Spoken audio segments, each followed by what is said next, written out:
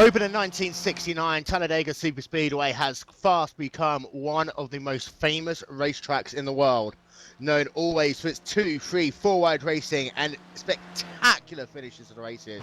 We're here today for the iRacing.com Talladega 500. I'd like to welcome my broadcast partner for today, Mr. David Ward. Hello. Hey, how's it going? Not too bad. You can see that drivers currently on the racetrack circulating on pre-race warm-up. And David, we've got ourselves a very fast field here today. And the way these cars working, you know, the mixture of the pack racing, the tango racing, it really is going to be intense from the drop of the green flag all the way through to the checkered. Oh yeah, it's definitely going to be close. A lot of bumping's going to be going on, and I believe now we can do the two-car tango, which is going to make it really interesting to see who's going to work with who. Hopefully, everyone's got a partner to push them round. And at the end, it's going to be mental. Everyone just needs to take their time at the beginning, pound off the laps, and when you get into the last 50, it's racing time.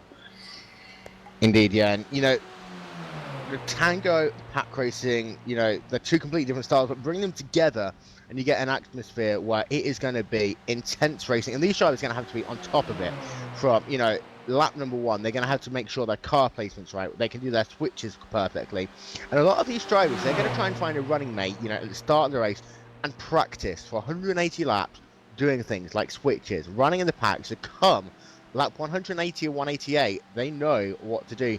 And I think it's going to be the case of the driver who manages to switch last is going to be the driver that's going to be in the best place come that white flag.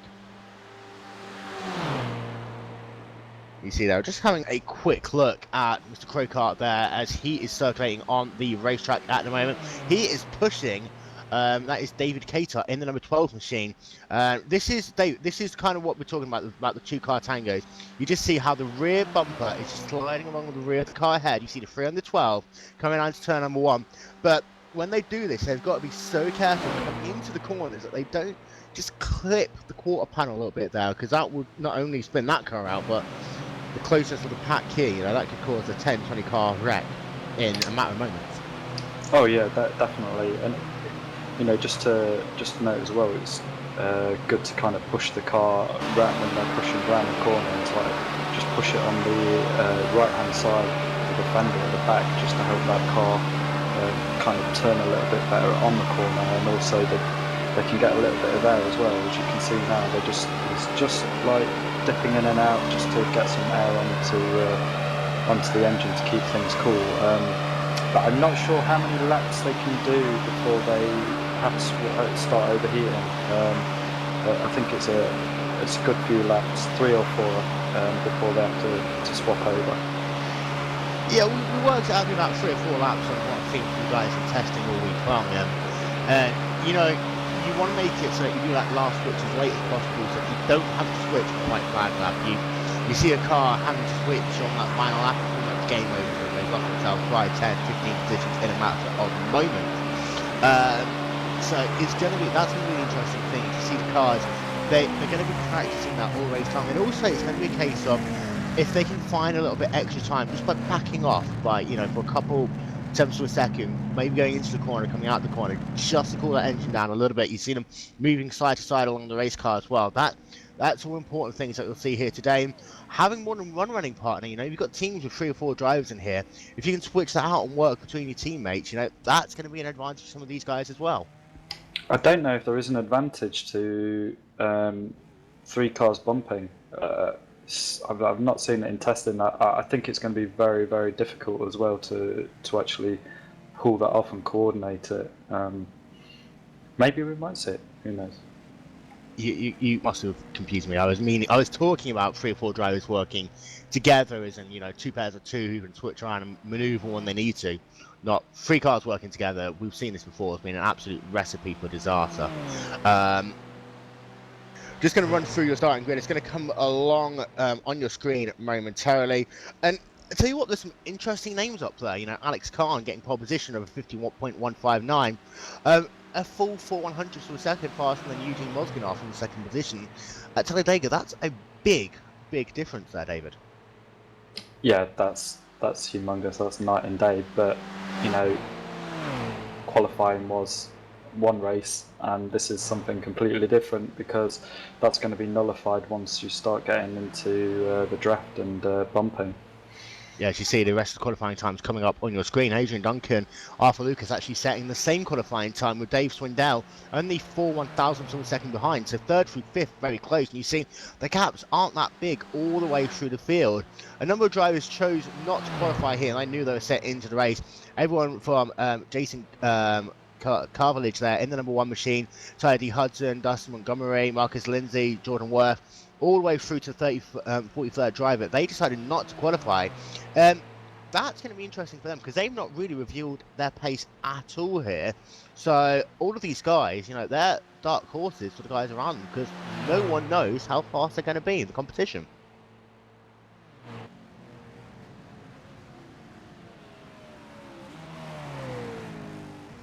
So, David, I know you and I, we've both done many long races like this before in the past. 500 miles, it's going to be a very long race. Fatigue is going to really set in before these drivers know it too much. But how do you keep yourself mentally focused? I think that's going to be an important thing here, keeping mentally focused for over 4 hours worth of racing.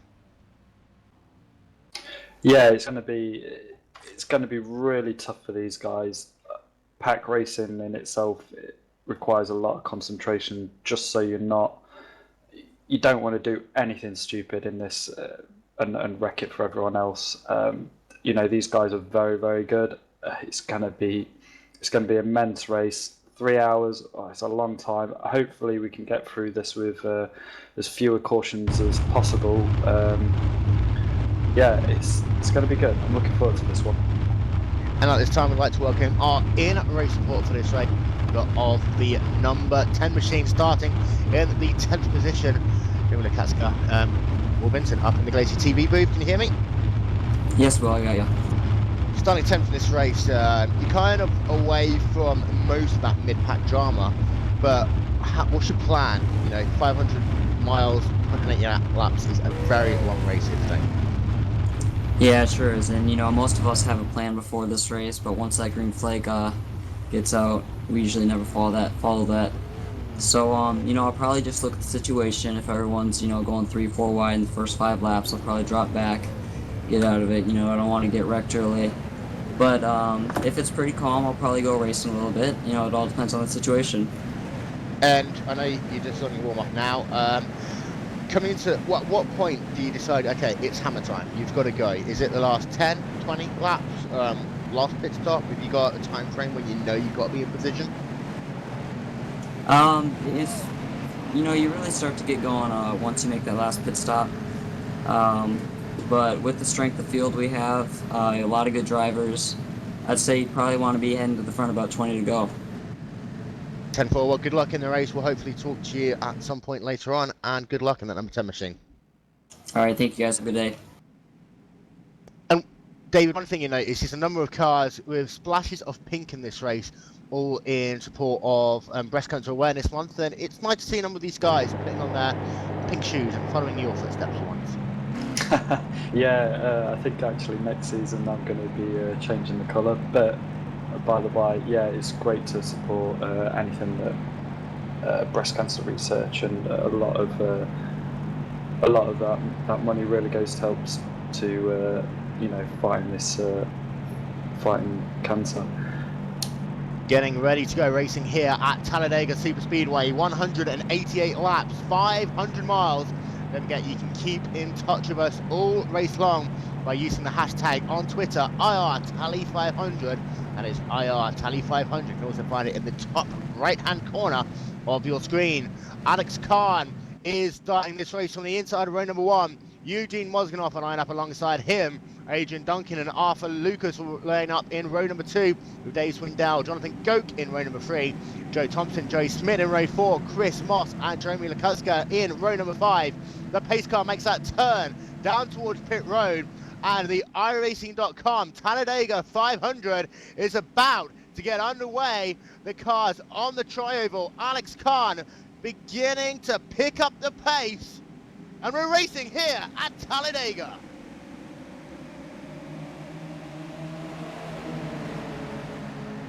Yeah, Alex has got a good start, so everyone's going to start getting into line now, going into turn one, as we're just winding up the pace to everyone's trying to find their partners. He's got quite a good gap on that at the moment, but that's definitely going to get pulled down Yeah, you very, could very just see. quickly. You could just see there how he was able to hook up with the number 11 machine of Eugene Mozganov from the drop of the green flag. Perfect synchronization there between those two drivers, and they've already eked themselves out to a 4-car length advantage over Adrian Duncan in the number 36 machine as they're coming down into turn number 3 for the first time.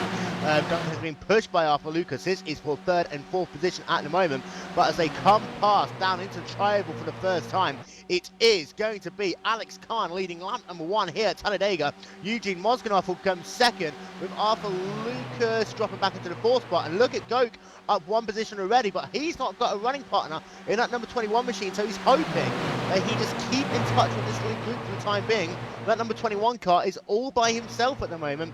As you see there, it is the number 10 car of Likatsko dropping back now to the back of this lead pack, hoping to slot in just ahead of Colin Keister in number 38 car. Yeah, it's getting really busy at the back there as well. You can see a lot of them going to 3 wide at the back there, but it's nice and easy, guys. It's really, really busy. I'm just keeping an eye on the back. Find your running partner and run with it. Pretty much is the story of the day here today, and you can see right through the middle there as they're coming down past the start finish line again. I believe that was Colin Keister who was just giving a little bit of a bump there, and Malik Gray in the number 26 car pushing Jason Jacoby right back into contention until he got a little bit traffic jammed up on the high side with Joe Thompson and Joey Schmidt there working the high line in the number 23 and number 28, 18 cars respectively. And just look at them go on the high side, 2, 3, 4 cars. They've just driven right around there on that high line.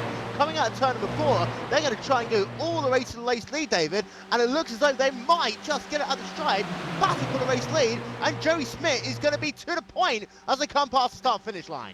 Yeah, he's definitely going to take the lead of this lap. But this is exactly it. As I said before, qualifying's one thing. In this race, it's completely different. So it's going to be side-by-side action for the next 500 miles. And I'll tell you what, now that was a timing exercise right there. Those two guys wanted to know just how long it would take them to come 10th all the way to the front. They did it in what, 3/4 of a lap? They're going to note that down, so when they need to use it in the last 5-10 laps, they know just how to do it. You see that the high line is actually working rather well here. There's a little bit of a separation there from 2nd to 3rd in line on the inside line, which is just helping the outside line just move forward ahead a little bit. It's going to be so close they come past the start-finish line once again. It is just going to be Joey Schmidt leading that lap by 3, well, no, he doesn't. Alex Khan leads that lap by 3/1000ths of a second.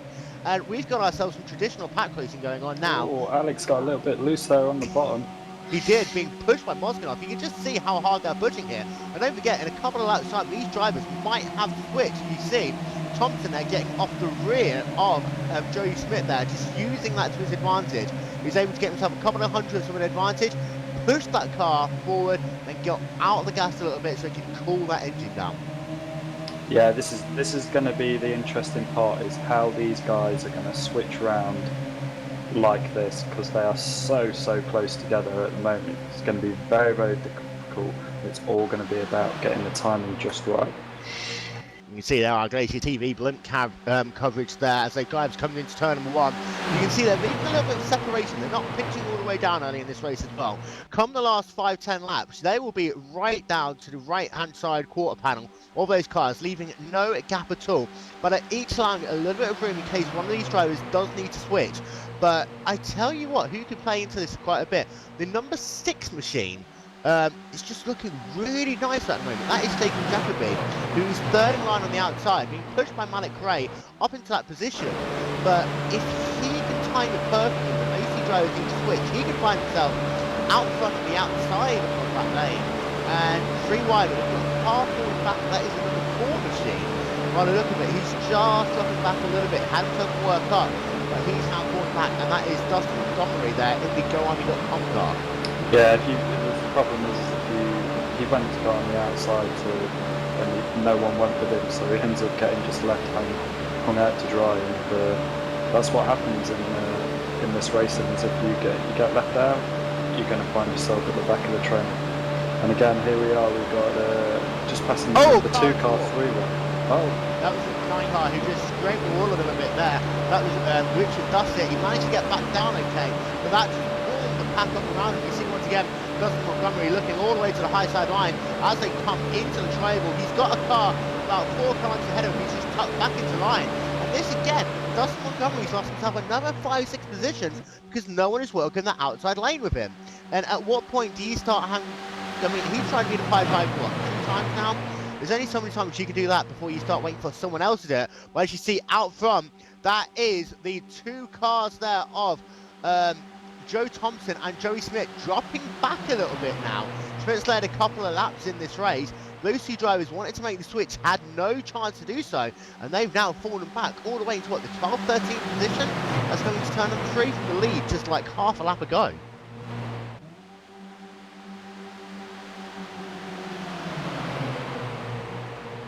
So from being in 2nd position once they came past the start-finish line last time by, with 8 laps now on the book, Joey Smith is fallen all the way back to, is saying 10th position on my screen, it's not, it's all the way down into the 19th position. And David, that just shows how things have changed so quickly here. Joey Smith, from the front of the pack, is going all the way now back to the rear as he just couldn't find a chance to switch with his teammate there. yeah, exactly that.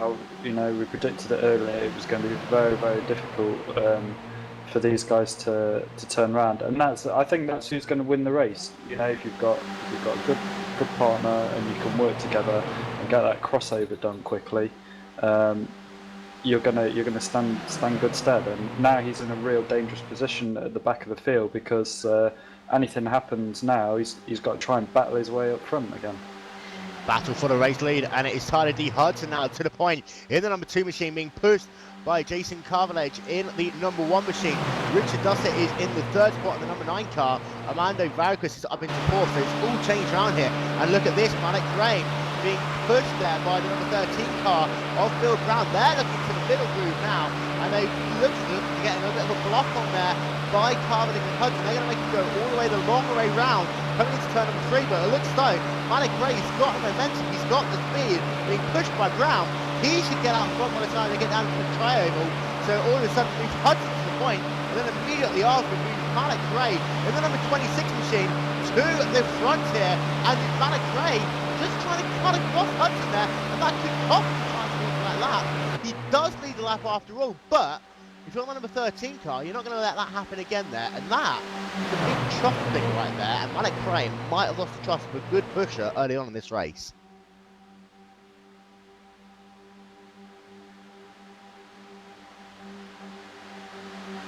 So at the moment you've got yourself Hudson and Carvalage on the inside line. You got yourself Ray, Brown and Gossett on the outside. Now Ray and Brown move down to the inside groove. This is going to allow Richard Dussett, being pushed by Duncan Montgomery, to make the charge on the outside lane. And Ray's got himself about a car length advantage there. You see Montgomery and Dussett just switching in a little bit to try and get the draft down past the start-finish line.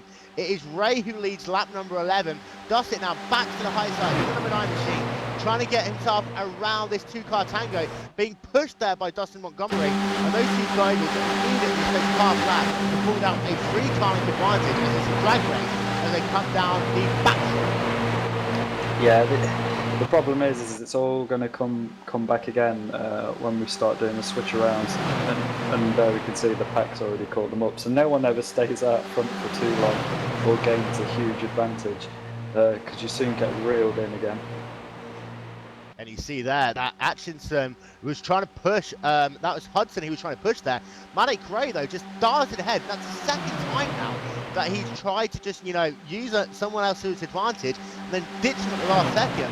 And I've got a feeling that number 13 is going to be a little bit peeved off in that number, Will Brown's going to be a little bit peeved there in the number 13 machine, surely.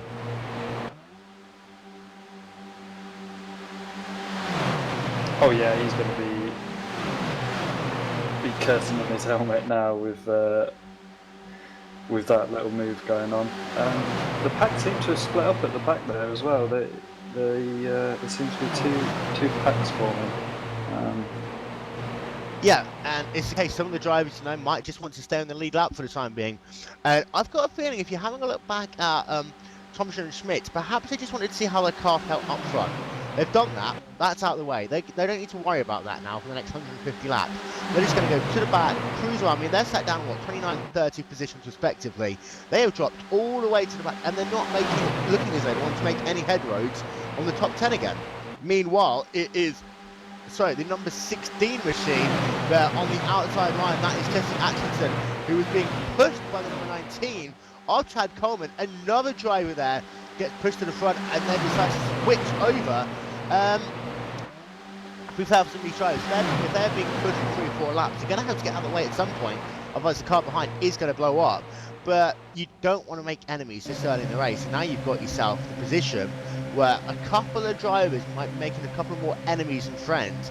And that's going to be interesting as this race progresses, because it happens once, you might not want to work with them later on in the race.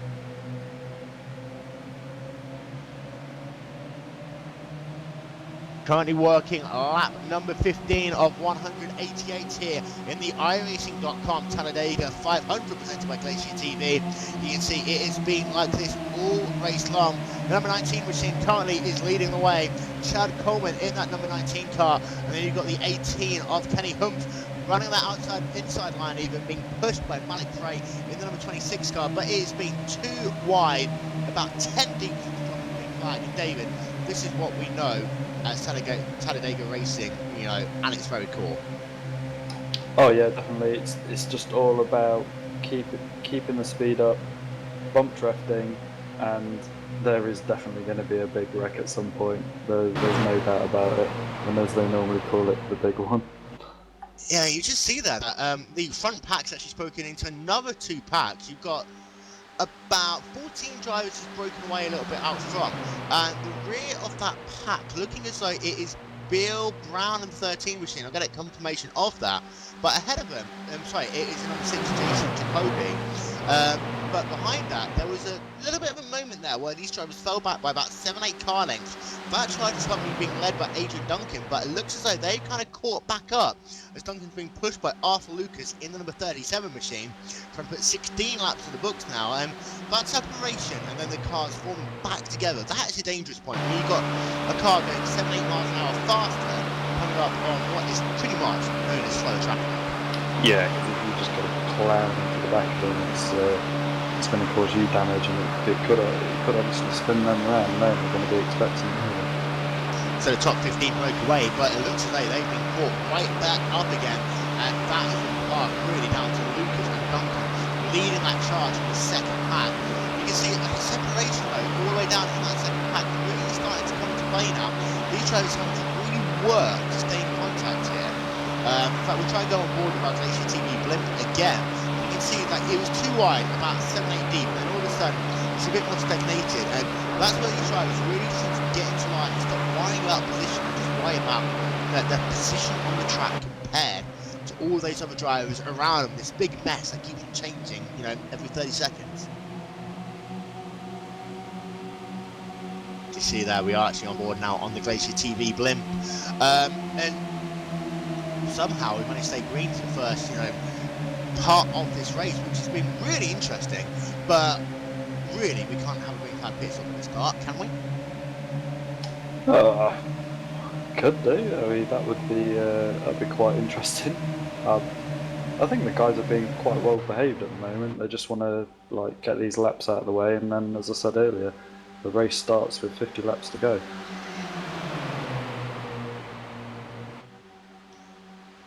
So you see that the second packet's formed once again. We've got ourselves, it looks like 15 cars in this lead pack at the moment. It is Matthew Largan just struggling to hold on there. In fact, it looks like it's 18 cars. They have formed up nicely into pretty much 2 rows. Yeah, it's again the dynamics going to change once that outside line starts pushing. No one seems to be pushing at the moment. They're just sitting there and waiting. Everyone's had a quick look at the front. They know what the car's going to do. This is just a case of, you know, follow my leader for a little bit and just get there.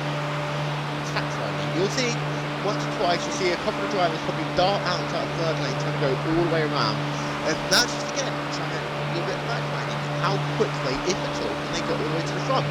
You need to time it perfectly. You need to, you know, in such a way that you can make full use of these straightaways and all the drafts going around you, and also do it at a point where you know that you're not going to have someone dart off into the same lane. Your entire momentum is going to get blocked. The idea of momentum, you know, as we come into these last 20-30 laps, is going to be the big one. You've got very almost a big moment, as I believe it was Connie Keyser just trying to squeeze into the inside line, and very close to getting caught out there. But all things luckily avoided. Now you've got 22, that's Armando Vargas. So he's had enough of this for the moment. He is riding on the outside line, just letting this entire pack go past him.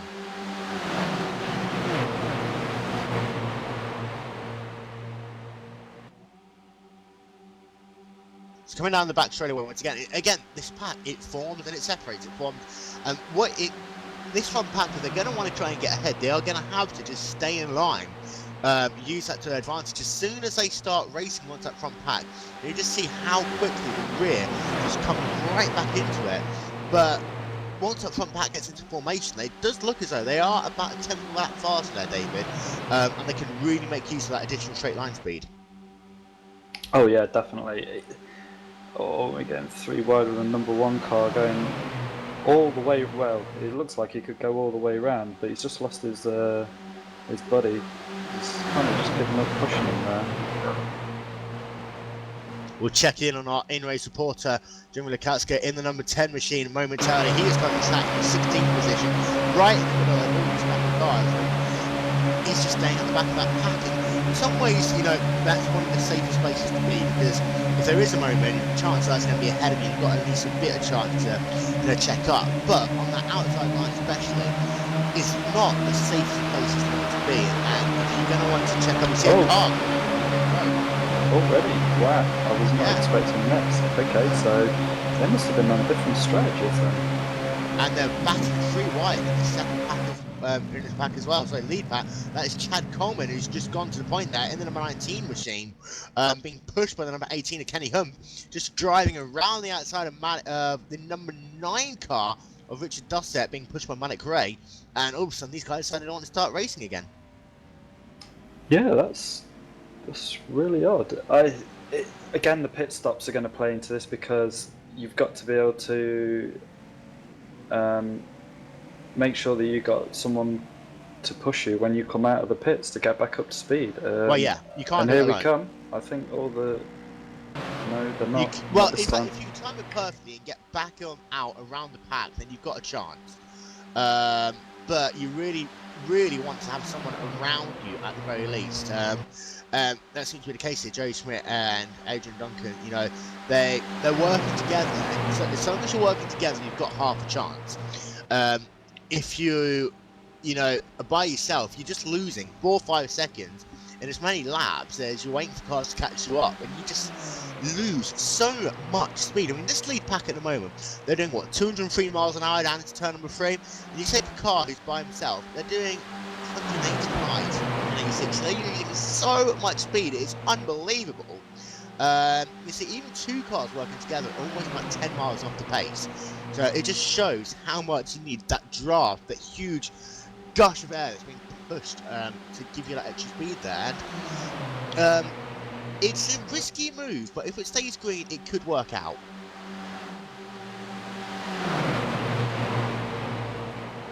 Look at David, he's sat there and he was calculating, doing all the maths. Meanwhile, out front, it is Chad Coleman, still in the number 19 machine now, being pushed by Manic Ray. And they've managed to get themselves back out front. Just look to see if they're going to sweep across, and not going to. They're going to keep that inside line advantage. They're going to be catching the slow traffic of Arthur Lucas and Dave Swindell. And this is going to be where it's interesting. They're going to catch them at a fast rate or not. And the last thing that either of these pairs are going to want to do is get boxed in. But, you know, you're not forced to move all the way to the outside line. These guys can feed in wherever they want to do so. It's going to need to be careful when you do it. Yeah, you've got to be careful on that. It's so early on in this race that you make a big mistake and end up messing up a lot of people's races. So, and it looked like sitting here, Jonathan just going through the field, like Jonathan Goat, he was one of the group to pit early. Yeah, so, Joe Thompson, Chris Moss, they all pitted early. So a couple of drivers trying to go off strategy. They say if it stays green, it could work. If there's a yellow, you know, it's not going to harm them too much because everyone else is pretty much guaranteed to pit. So unless you do something really stupid and stay out, these guys are all going to get back into the lap anyway. So strategy at this early in the race, you know, it's interesting. Let's mix it up a little bit. Richard Dussett did a really good job there in the number 9 car.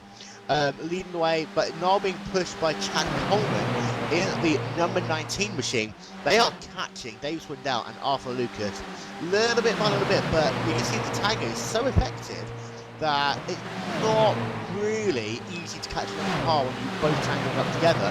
But there's a big traffic jam ahead of Eugene Hodgkins, Alex Carr, Jonathan Goke, Dylan Laundrie, Stephen Laundrie, and Jordan Worth. You know, they are all in a pack. They're only about 5 seconds ahead of the race leader, trying to stay in the lead lap. And if, I say this with capital I, if we do go green all the way to the first pit stops, this actually could be a big point. yeah, I can't see why the guys put it early in now because they're not in the pack. They're not going to get into any trouble. They're out there on their own. As you said earlier, they're all going to have to pit at some point, regardless of whether it's a yellow or not, and it can push them up. I think this is a really good move by these guys.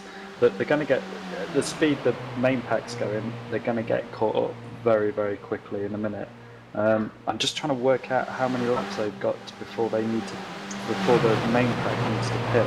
And then not looking at long, maybe another 14, 15 laps maximum, depending on how much fuel they save. And this is the fluid thing, that chances are they're not going to pit on their own fuel number, they're going to pit when everyone else around them pits. As I just saw a big wiggle there by Manny Prey in the number 26 car, all over the rear of Richard Dussett, and lost him a good couple of car lengths there. Manny Prey was so close to using that car in that pink at Manny Prey 89 if you want to follow him on Twitter, but that pink car looking very loose there, and now looking to the high side, trying to get himself around the number 9 car. Yeah, you know what they say, loose is fast. Loose is fast, but looking as though he's getting a little bit annoyed though, almost into the turn. Yeah, he might have just got him tagged in the back a little bit, you know, just trying to rough him up, let him know that he's Oh, watch out! Matthew Largan there went to the high side at exactly the same time Richard Dussett comes to the high side himself, didn't realise it happened, and luckily Dussett was able to come back down in time, but there was almost a big moment there. It was the number 31 machine, Matthew Largan, being pushed by Amadre Vargas there, working on the high side line. I think that the number 9 machine of Richard Dussett was trying to go with them, mistimed it by literally half a second. It's on the way back down, and he lost out there by, you know, a good 4 car lengths.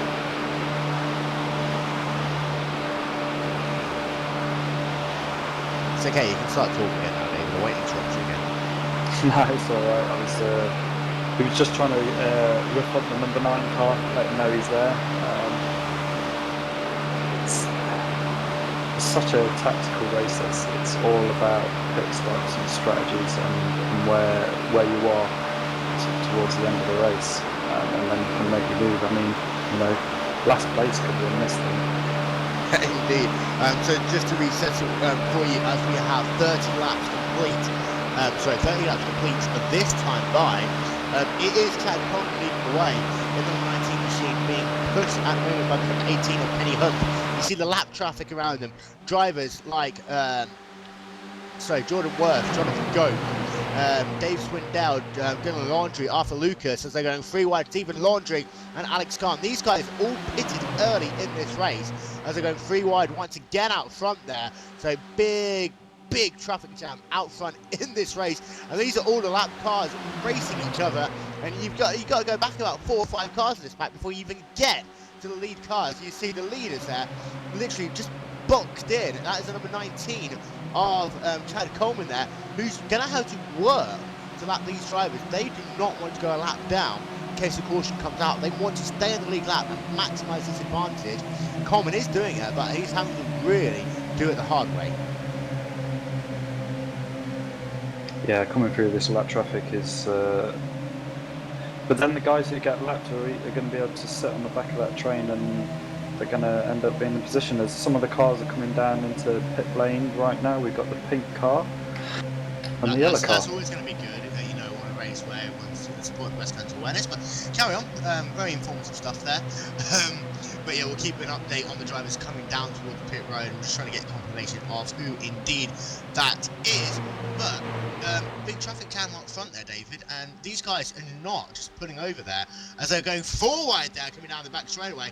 This is in the middle of the pack. You've got David Carter, Jartin, Jason Carvalage, and Tyler Hudson pretty much going 4 wide there, coming out of turn 2. Yeah, 4 wide's not a good idea. Yeah, but the left just come on and tag on, and then they're back up to speed again. So hopefully,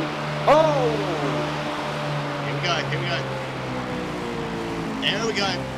Big moment there. I believe the pace car is out for the first time. Kenny Hope's involved. Dustin Montgomery is involved. Both those cars look as though they can get back down to the pit road. But the first portion of the day, and that's going to play into some people's hands there. But that was just a huge moment down the start-finish line. I'm trying to get. I can't see everything widescreen, but that was just craziness there. Oh, I can see what happened. See what happened. Coleman. It started. It looks like it was Coleman. Let's go all the way further back to that. It was in fact number 21 machine and the number 29. So that was Dylan Laundry in the number 29. Jonathan Goke and the number 21 coming together.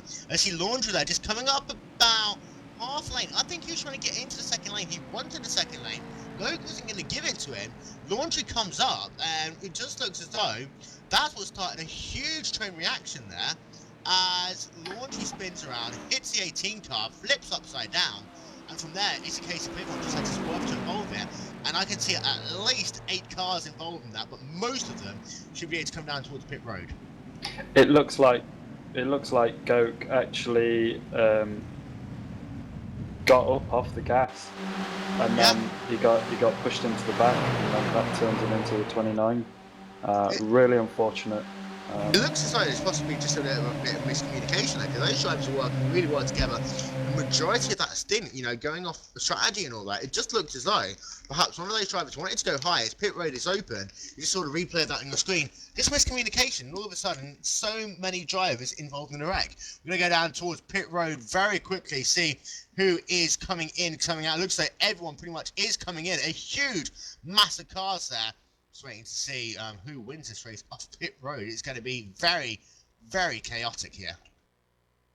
Yeah, we didn't know. Well, we knew there was going to be a wreck at some point, but it's a little bit early. They've been really well behaved. I think that was just one of those unfortunate things. It looks like Richard Dean actually in the number 43 car gets out really well there. Most of these cars came in all the way they came out. Some drivers take 2 tyres, some drivers took 4. Actually, just having a look through that, I completely lost all my timing, so please bear with me. Well, it looks like the first car behind the pace car is Arthur Lucas, a number 37 machine. So we've seen Lucas has been around in that top 10, top 15 drivers all the way long, but it looks as though for the moment, I'm just trying to figure out if he's going to get back in the lead lap or not. He should be getting back in the lead lap, sorry. So, yeah, Dave Swindell should be getting back in the lead lap. Colin Keister as well. So these drivers are going to go currently 1 lap down. They're going to get the wave around. And then the first driver on the lead lap looks as though it is going to be Mally Cray. Yep, Mally Cray, the number 26 car. He's going to be the first. It was the first car out, so he's going to be bringing the field back to the green flag here, David. Malik's looking really strong at the moment, but it looks as though he was letting his tensions get the better of him after that stint with the number 9 car, and one of those drivers that maybe just needs to calm down during this caution. Yeah, just chill out, relax. There's a long way to go. I can understand his frustration, but yeah, let's yeah, his crew chief just needs to say, look, don't do anything stupid. And we're just going to bring in our in-race supporter once again, the number 10 machine of Jeremy Lakaska. And Jeremy, that was a crazy first stint there. And it was looking oh so good to have, you know, a clean on a green flag pit stops until it all went wrong there. But how's it been for you? It's been pretty wild so far. There's been a couple people making moves I probably wouldn't this early in the race. That wreck there, not sure what started it, but man, that was close. You know, things look a lot different when you see them in real time and you're doing this at the wheel. And that was pretty close. And when you caught the huge gaggle of lapped cars, I mean, obviously they didn't want to move out of the way because the entire strategy involved staying on the lead lap, but was it still clean racing, or was a couple of tensions starting to get a little bit, you know, high there from what you could see?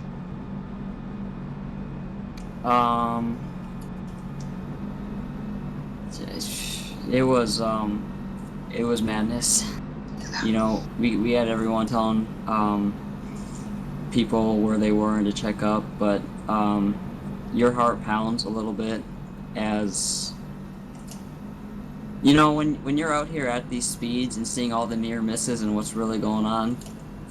It's hard to make calls, but there were a lot of them.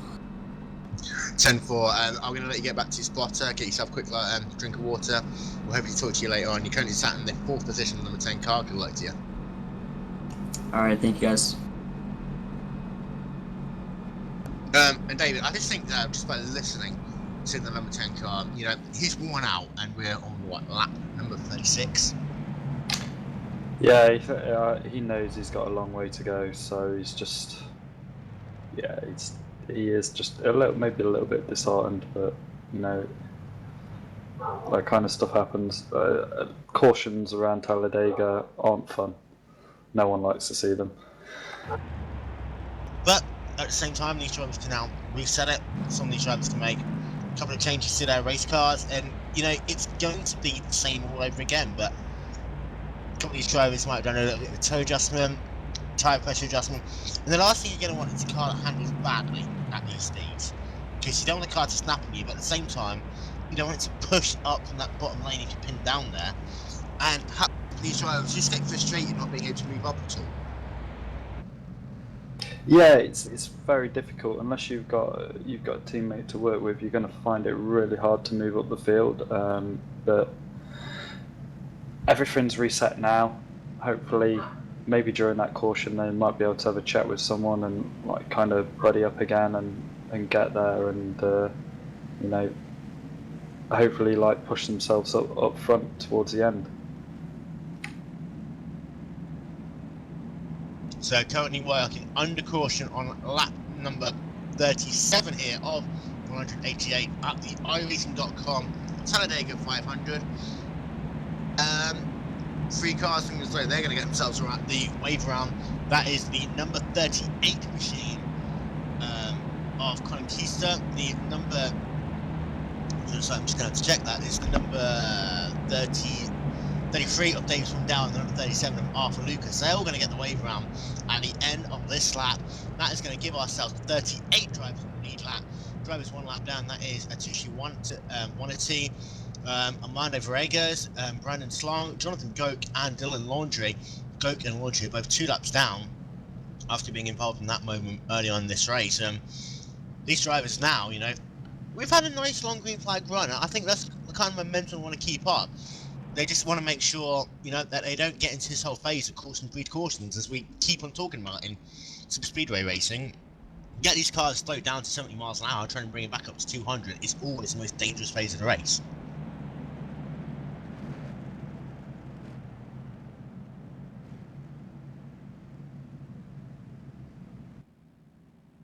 Yeah, it's you know, cautions breed cautions at the end of the day. It seems like a couple of the guys are coming down pit road again. Maybe the cars Topping up on fuel. or their cars needed a little bit more tweaking, and they didn't quite feel right. Don't forget, you can keep in contact with us all race long using the hashtag IRTally500. Please at least make sure if you're racing that you do it when you're not in the car. Use the hashtag IRTally500. Big shout out to at Real Prepper, who's running the iRacing.com Talladega 500 here today, and also to Devin Smirka, and also Jay Riot at JRiotMN. See there, the lights are looking as though they are off on the pace car.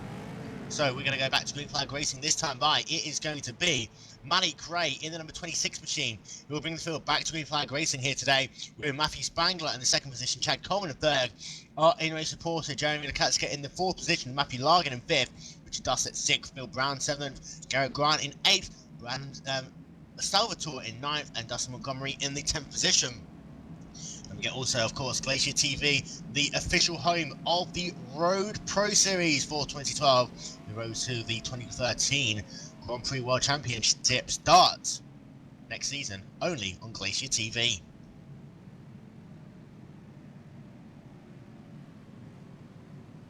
Coming out of turn number 3 then, you've got yourself Manic Cray choosing the inside line once again. And for Manic, he's going to have to get himself a running partner quickly. David, if he's going to have any chance of keeping that race lead. And it's going to be a case of, is Coleman looking to work with him as they come back to green flag racing? But if you look back, Matthew Largan and Coleman have worked together at the start of this race. It's going to be very interesting. See, the pace car is going to come out of turn number 4, David, and going to go back to green flag racing here. Yeah, it's going to be a couple of the guys seem like they're way off the back unless they catch up soon. Yeah, they're all building up speed, and Tyler's just in charge of the pack here. You can see now, just waiting. It's always a game here as they come through the triangle. Manny Cray stood at 73 miles an hour coming off the triangle. He's going to start building up the pace now. Green flag back in the air for the second time today.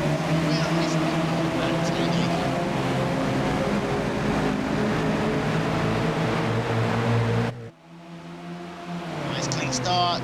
You see a couple of drivers there immediately going all the way to the outside line, looking for a teammate, looking to pull back through the pack. But you saw the top 5 cars there. No doubt about 3 car length advantage. These drivers trying to get themselves a degree of separation. Other cars trying to find themselves a running partner. Manny Cray out front did manage to get himself a partner at 19 of Chad Coleman, and they are out to a 2 car length advantage coming through turn number 3. Yeah, they got a big jump there, but again, that's not going to last very long. Once everyone gets themselves sorted out, that'll be closed and shut down really quickly. Matthew Largan there, getting the push now from Richard Dussett in the number 9 machine. We talked about the issues that Dussett and Manic Gray were having in the first stint of this race, and a lack of communication between the 2 drivers. It's going to be interesting now if these 2 can work back up to the front, whether or not the 9 car will work with Ray in the second portion of this race. Of course, nothing ever conspiracy theorist. Going to check in with a few of these drivers through the field, and a couple of drivers, we expect to be a little bit further up. Driver like Simon Crocott, Benjamin Burmeister, starting to get their way through the field now, starting in 12th and 13th positions respectively. You see the number 3 there of Crocott moving out to the outside line. Pied Piper, no one's going with him, however, so he's going to try and tuck back in as they come out of turn number 4. And I'm not sure if Burmeister just walked back to the back again, but there is no one with him who's looking for a push or to pull him. Oh, it looks like he's left on his own now. Right now, a couple of drivers, 24 and the 13. That is Garrett Grant and Bill Brown, respectively. They come to the high side. This is going to be a bit of relief for Burmeister. There's 5 cars now working the outside line. Out front, however, it is still Malik Cray now being pushed to number 31 of Matthew Largan. And one thing I have noticed is that Malik hasn't really done too much pushing this race. He's always been the driver being pushed. And when you talk about, cooperation, drivers having to work together to get to the finishing lane, do you think that some of these drivers are going to notice that? Yeah, I think, yeah, it's going to be. Sorry, just one second. David Ward deciding that he's too confused to talk there. So it is Malik Way leading the way, Matthew Largan in second, Chad Coleman in third, Matthew Spangler in the 4th position, with Richard Dussett in the 5th spot. We've seen these guys, they were in the top 10, 15 drivers at the start of this race. And that is where they are going to want to be You see now the 31 machine of Larkin looking to the high side. His engine has gotten too hot. He's having to pull aside. But you see, Manic doesn't even think about doing a switchover. He just stays there on the inside line. And this is going to now the number 19 car, which had Coleman to move to the outside line, is going to be a big traffic jam here. His drivers all starting to get very close together. 3 wide as they come down the start finish line, a little bit further back from the pack. We now have the number 9 car, which does it once again, pushing the lead away. It's going to be interesting to see whether he decides to dart out to the high side if he gets an opportunity. Third in line is Jeremy Kutska with the 42 machine of Tim Blunt in that beautiful Tide car. In sat third in line, so he is now third in line because number 9 car of Rich Dussett not wanting perhaps to work for the 26th. Like we saw earlier in the race, he's now being pushed to the point in the number 9 car, and you can see there the 3-car tango working perfectly as they come off turn number 4. We said it could work. The 9, the 19, and the 34. That is Dussett, Coleman and Spangle respectively working perfectly there to push themselves out front, and it is going to be number 9 car, which Dussett leading that lap, tucking back to the inside line, and nicely done there. And now you've got yourself a 2-car tango of the 19 and the 34 working nicely in harmony there.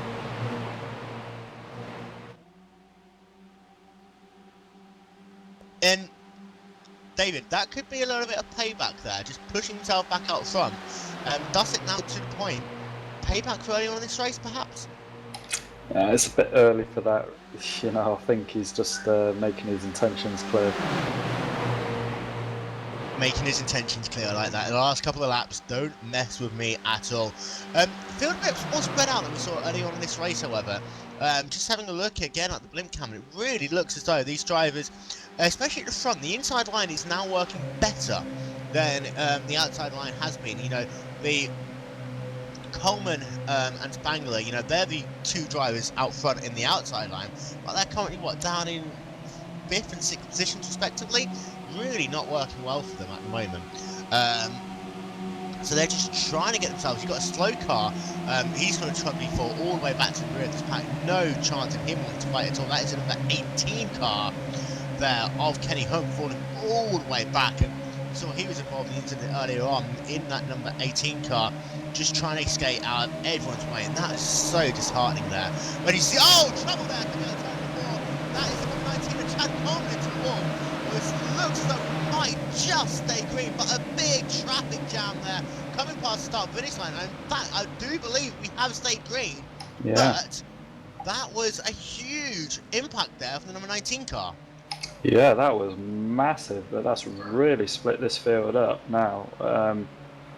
Whoa, I was not expecting that. I thought we were going to go under yellow again. He got off the racetrack, and I'm sure race control was just like, well, we don't need one. But you just see that he's pushing the number 26, Malik Cray, on the outside line, and the car just snaps on him, just gets caught up on a rung, it just snaps down. The number 32 gets involved in that as well. A couple of cars involved as they're trying to get themselves back into the racetrack, but it does look as though it was Robin Mendek who got himself quite a lot of damage there. He's now dramatically off the pace. He got the brunt of that impact, as did Benjamin Burmeister. He got himself a little tap as well, from the rear and the front, and he had to really swerve to get that car back onto the racetrack, but that could have been a lot worse than it was. Oh yeah, that could have been horrible. Really has separated the field out now, dramatically separated out the field, and these drivers now, you know, are a lot further apart than what previously in this race. It is, however, our in-race reporter of Jeremy Nakatsuka who is leading the way in that number 10 car momentarily.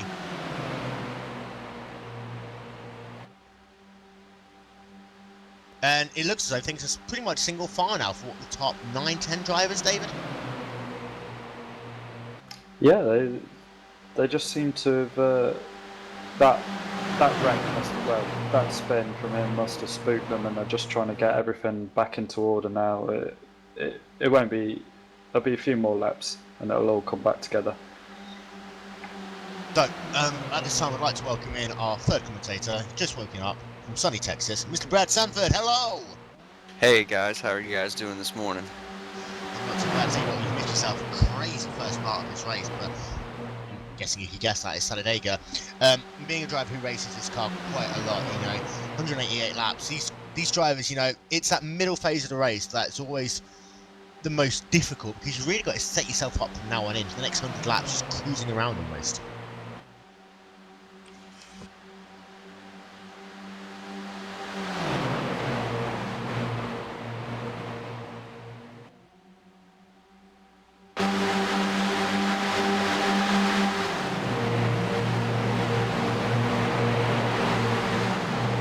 See that pack too wide once again from the 9 car. Richard Dussett looking to the high side line. He's got Malik Ray being pushed by the number 38 machine. That is Colin Kieser there, the 3 car Tango, trying to work it out again on the outside line. Not working as well then. It looks like Jeremy Lakaska is holding that inside line nicely, but as they come down the Trivo, different story there. And the number 9 car, Richard Dussett, is going to lead this lap. Perhaps, is this a little bit of, I'm sorry, let's work together now from Malik there.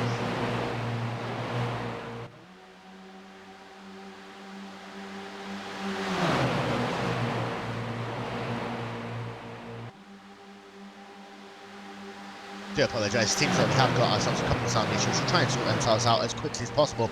Right now, he's a drag race down the back straight away. You got the 26 Malik Ray working on the outside line, the inside line, the number 9 of Richard Dussett battling for the lead of this lap. He's going to put 50 laps in the book this time by. It looks like it's going to be easy Dussett leading this lap, as there is no one helping Malik there. The number 38 and 34 working pretty much a 3 car Tango. So 38 just got disconnected from the rear Malik there, and you just saw 5 car lengths they lost in the space of pretty much half the straightaway there. So the front 2 drivers, the 9 and the 10, working in harmony together. Lakaska really doing a good job of pushing Richard Dussett there to come out of turn number 2. But a big loser in that one is the 42 machine of Tim Blunt, who all of a sudden hasn't got a running partner. Yeah, he's all of a sudden on his own. I think he'll hook up with someone later on in the race. They just need to get the comms sorted out. And that's the thing, these drivers, they don't have anything else at the same time, so they can only communicate through their spotter or through the communications that has been organised by these things before the start of this race. So not everyone can work with each other in harmony. If you lost yourself, your running partner, your teammate early on in the race, all of a sudden you've got to find someone to work with and use intuition almost to get things working back in harmony. And I wouldn't be surprised to see a couple of drivers, who were involved in wrecks earlier on, just come back out on the racetracks and have to try and work with their teammates. So they know they're going to have a running partner for the end of this race, because if they can get their cars back up to speed, they can still be an equation not for themselves, but for other drivers in their stables. Yeah, I just noticed as well there's a switch around at the lead there. One of the cars was overheating and he's dropped back a little bit, and we've got a lead change. Yeah, Lakaska is now back into the race lead. He was actually the driver who was pushing the number 9 of Richard Dussett there. He's going to lead this lap, being pushed once again by Tim Blunt, the number 42 machine. He's able to cool off his engine, so he's pushed himself back up front. But now you see Malik Ray and Richard Dussett working that outside line together once again. And very close there between the 11 machine. That is Eugene Mozganov.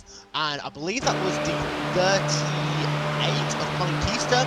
Very close there to turn number 2. And you see Keister there just diving down to the inside at the very last second. He wants to come back into that inside line, and he just had to find the way to do so. And just look at him there. He just sweep up through the middle. He had great momentum, but the doors were just blocked left, right, and centre. Yeah, it's really difficult once you get caught on that low line and just getting blocked out. There's nowhere for you to go, so you end up lifting, and then your guy behind you has to lift or wheel power into you. It's going to be crazy later on. This is going to be one of the closest races I've seen for a long time. And we talk about momentum. Momentum isn't about yourself and your running partner. It's also about the momentum in the pack. And you need to really, I'll bring you in this. You really need to understand how these cars around you are doing, their speeds. And if you see the outside line, for example, you're in it and it's slowing down, you need to be able to react perfectly. Because the last thing you're going to want to be doing is running into the rear of the car ahead, bashing up your fenders, and hitting a car, going 5 miles an hour faster can really upset the car ahead of you and cause a huge impact. Yeah, definitely. You have to be extremely aware of everything around you. You can see a little bit of separation in this front pack once again. The inside line still seems to be the preferred line, just for the simple fact that drivers on the outside just not working together enough to really get it working. As you see that, all of them having to go to the outside now, as they're putting a lap on the number 41 machine. That 41 car is going very slowly there. Drivers have to go all the way below the yellow line to get past him.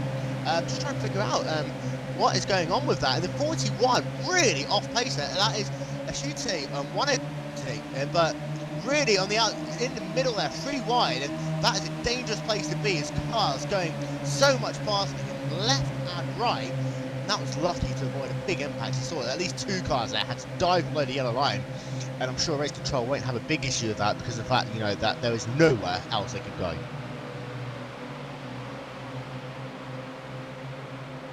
Yeah, the front pack seems to have got a little gap there since that. They have, yeah. Really were able to pull out a good couple of attempts in second lead. And we've got ourselves pretty much now an 8-car breakaway. With the 11 car, Eugene Boswell, just keeping in touch there. He's pretty much their biggest hope of putting that second back into contention. But this thing, one slow driver, everyone has his work to avoid them, and all of a sudden you get yourself a big separation. These front 8 drivers now literally are in prime position. It's a drag race past start finish line. I believe that was Richard Dassey who just led that lap by 16 1,000ths of a second over Jeremy Katska there, as we now put 56 laps into the mix, so over 1/3 distance. And these drivers, I'm not sure they realise it's still got at least 100, over 130 laps left to go here. Oh, these guys know how many laps they have left to go. This is just the style of racing you have here at Talladega right now. And we're looking as though, once again, you know, some of these drivers might consider the idea of going off strategy to try and get themselves back into some form of contention. We saw it at the start of this race. A number of drivers, you know, went very off strategy, pitting on lap 20 to try and get the advantage. It didn't really work out for them because it ended up being that there were the drivers involved in that big first crash, which took out about 8 drivers out of contention for the time being. But you can see a lot of these lap cars, they are just sat there, really trying to work their way back up to the front of this pack. We don't have lucky dogs here today, but they want the wave around in the event that the car's ahead of them pit. And if they get a caution now, it's going to be nip and tuck as to whether all these drivers will come down pit roads and they want to really be in prime position. We're just having a look at the number 21 machine.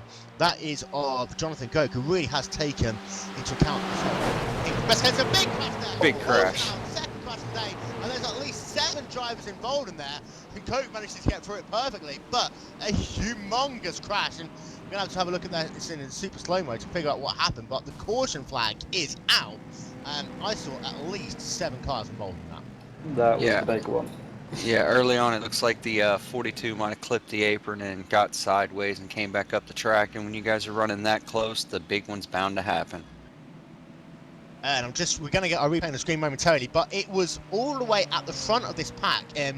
Just having a look, and it looked as though it was all the way down in the number 42 machine and the number 26. Oh, yeah, correct that. It was actually the 38, I think, got pushed from behind by the 26, came down into the 42, and then it pulled them both back up the track. In fact, see, replaying the screen, just keep an eye out on the number 38 car. It looks as though he was pushing the number 34. That was Matthew Spangler, number 38, pushing number 34 machine there of, I'm saying that the 34 machine was Spangler. Keys are pushing the 34. Just looks as though he caught the left-hand side of the 34 machine a little bit, got himself loose, came down into the 42 machine. The 26 was actually an innocent bystander, and you had 1, 2, 3, 4, 5, 6, 7 cars involved. You had yourself the number 18 machine of Kenny Hump involved once again, so his day is definitely going to be done now. Too much over to that race car. The number 42 of Tim Blund was involved. The 38 of Conor Kusa, so pretty much started that wreck off. And then you had the number 22 machine of Armando Vargas. Malik Crane, the number 26 car, was involved in that as well. And drivers just scuttling all the way around. A secondary impact as the number 11 machine of Mozganov then gets turned around and just spears into the wall. Not too much damage though to the front of that number 11 car. He should be good to go. But carnage there, and the big one can strike at any moment, and that's what happened there. As I say, yeah, it's actually still going. He's got a little bit of damage on the rear fender, but he's able to carry on and get back up there. Pit road's open, and so it looks like Garrett Grant's got out of pit lane very quickly. But we'll reset it for you in a moment. But it just, once again, that left-hand side fender, you know, it's not the place that you want to be putting your car. But it's a case of like the car behind moving himself across the car ahead, left to right, left to right. You just don't want to hit it when you're left hand side, because you've seen now for the second time this race, that's really what upsets the balance of these cars and just spears the rear car to left hand side. We saw it with that moment earlier on there, which almost brought out the second caution, and it has now brought out a caution in this race. You want to be really careful, and a couple of these drivers are going to heed that warning there. Don't push the car on the left hand side fender.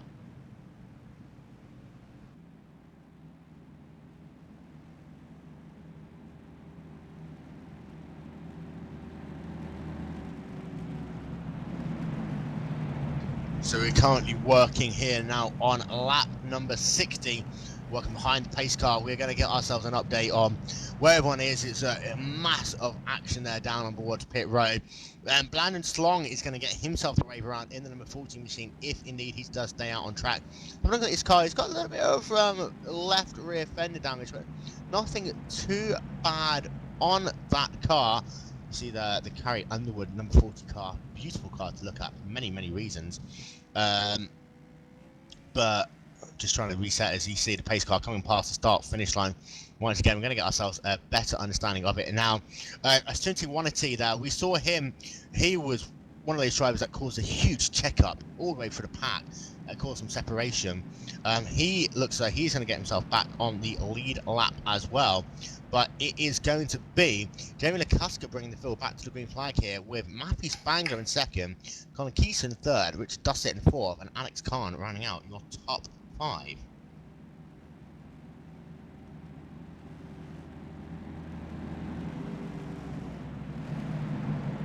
Guys, big crash, resetting it again, and pretty much exactly the same distance from the last caution.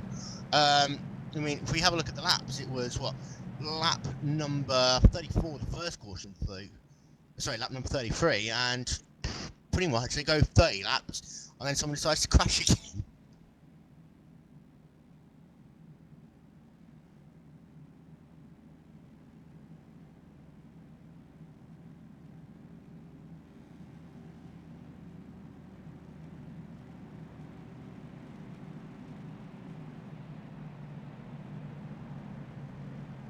So we're working under our second caution of the day here on the iRacing.com Talladega 500. A very warm welcome to everyone just tuning in on GlacierTV.com. Apologies for the technical issues we had there early on in this race. Very big welcome to anyone who is watching the race as well. Never driven on iRacing.com before.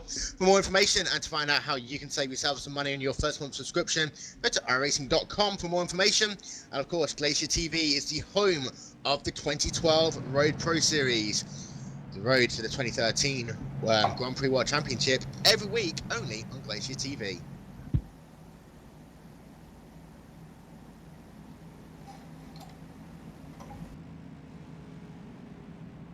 Just keeping an eye on the pace car, seeing if we're going to go green next time by, looking to see whether those lights go off on the iRacing.com pace car.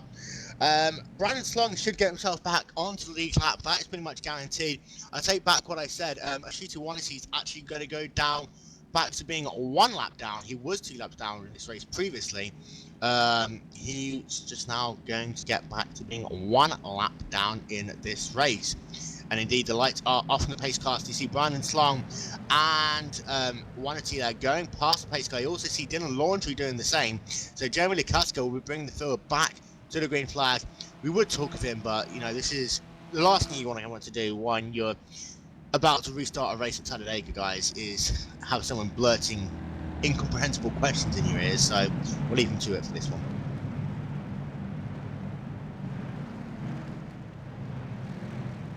Well, what was that? I was having some technical sound issues. Don't worry about it. But we are going to. Very quickly, Jeremy, I'm going to keep you 5 seconds. In-race supporter, leading the race. Things can't be going much better for you right now. Yeah, things are really good. I've been really lucky to stay out of all the trouble. That last time I was behind it, or I mean ahead of it. But I've been working really good with Richard. We've been talking a little bit, and it's been a lot of fun so far. Super speedway racing isn't a thing I do often, so this is a nice change of pace, I guess you could call it. No, it's to say you've been working really well on the number 9 car, and also a couple of others. You lost yourself to 42 there in that last caution. Is it just a case of keeping your options open as we're approaching the second half of this race? Yeah, pretty much. At this point, you're just trying to have fun. Everyone knows that, so there's not much deal making going on right now, as far as my knowledge goes. But come to the end of the race, that'll probably change a lot. No worries, we'll let you get back to your teammates. But good luck, keep in contact with the spotter, keep in contact with the drivers around you, and good luck with the rest of this race. Thank you. That's quite interesting what he said. No deal making. I wonder what kind of deals are actually made towards the end of the race. Yeah. You see that the pace car once again is going to bring himself down to the left, bring himself back down towards the pit lane. It is going to be Jamie Lakaska bringing the field back to the green flag, and Matthew Spangler lining up alongside him in the second position. Colin Keeson in third, Richard Dustin in the fourth spot, Alex Kahn in fifth, and the green flag is back in the air here at Talladega. We're back to racing. I noticed that the number 38 car, who was the instigator, I'm not going to say caused the wreck, but he started it, is up there in second place now, so that's quite... It worked for him.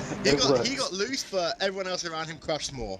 And one thing I did notice, though, is that, the pairing of the 9 and the 10 that we saw in this race, that couldn't happen because Lakaska was on the inside line, Dustin was on the outside line.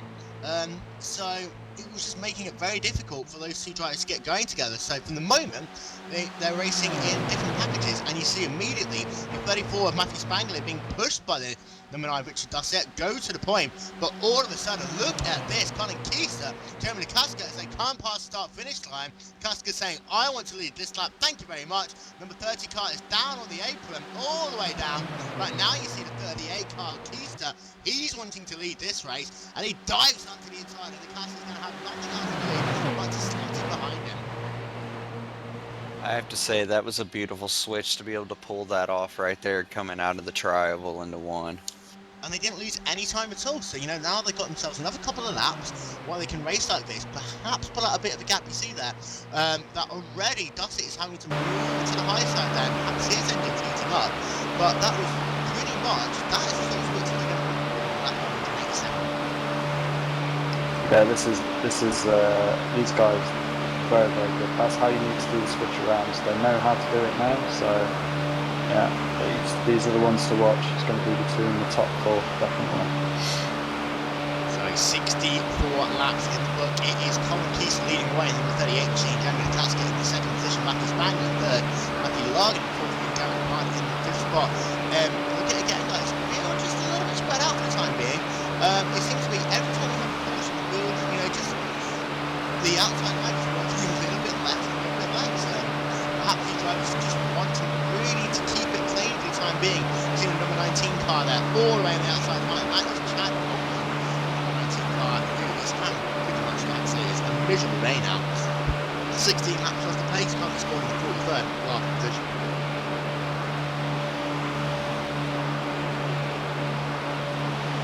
Yeah, I think right now you're going to see... 3 wide into turn 1. And it looks as though everyone's just going to get through it okay. You see why it's Talladega, it's a lot easier than see why they Daytona, but look at that. He's going to just get back to the front there. And no, he's going to lose it again. But my God, that was close there. Wow. And You have to say that was some great driving by the 30 right there, not to keep that car from coming back up on track. Yeah, Alex Kahn, you saw it in number 13 machine. We're going to try and get ourselves a replay of that momentarily.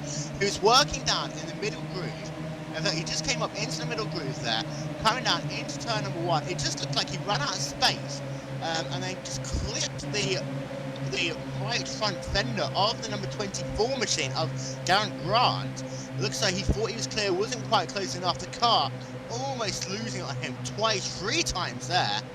And Khan was very, very lucky there to, avoid a huge pileup, as I believe that Jonathan Coke has got himself a black flag in the number 21 car, so he's going to have to come down towards pit road and serve himself a drive-through penalty. Oh, that's a shame. I see my friend Goke's had a bad morning so far. It's been an interesting day for a number of these drivers, I can say that. Out front, it is still Colin Keys leading the way with the number 10 of Jeremy McCusker pushing him all the way around the racetrack. You just see that it's not even really the inside line that people are running through the triangle. They're just using whatever they think is fastest.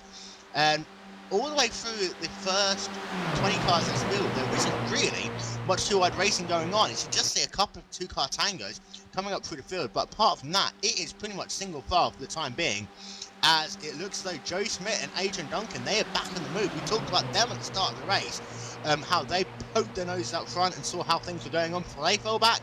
Look at them coming back to the field now. Yeah, they really seem to have that high side working really, really well for them today.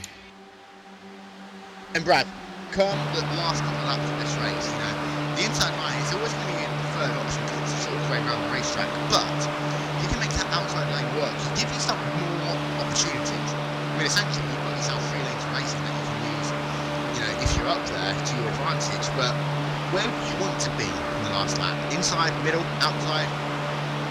I think personally myself, I would want to be on the outside middle lane front car. If I had faith in the gentleman pushing me from behind, I would be able to have the ability to pinch down that inside lane to slow up their momentum and carry me coming out of 4 to the start finish line. One thing that's interesting about Talladega is where you have the start finish line. It's pretty much 2/3 of the way through the trial, so that's what makes them for some excellent finishes always here at Talladega. Have a look at Adrian Duncan in number 36 machine, trying to slide his way through, getting himself up there. Bit of miscommunication. I believe that was the number 10 car, Jeremy McCusker, just as he was coming out of the triangle. You see there how McCusker moves down to the inside at the very last minute, just putting the move on Marcus Lindsay. And it looks like, if Schmidt and Duncan hadn't had that moment, they could have pushed themselves all the way to the front. A lot easier than doing it on their own. That car really is trying to pinch that way, bump that way, and not have any issues. That number 36 car really is working well.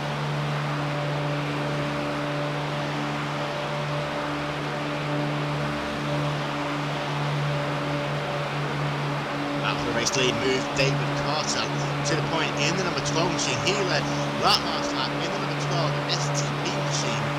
Beautiful started on that car being pushed at the moment. And then the 10 of Jeremy McCusker. And Matthew Largan, keep an eye out on him. We haven't talked about him much in this race.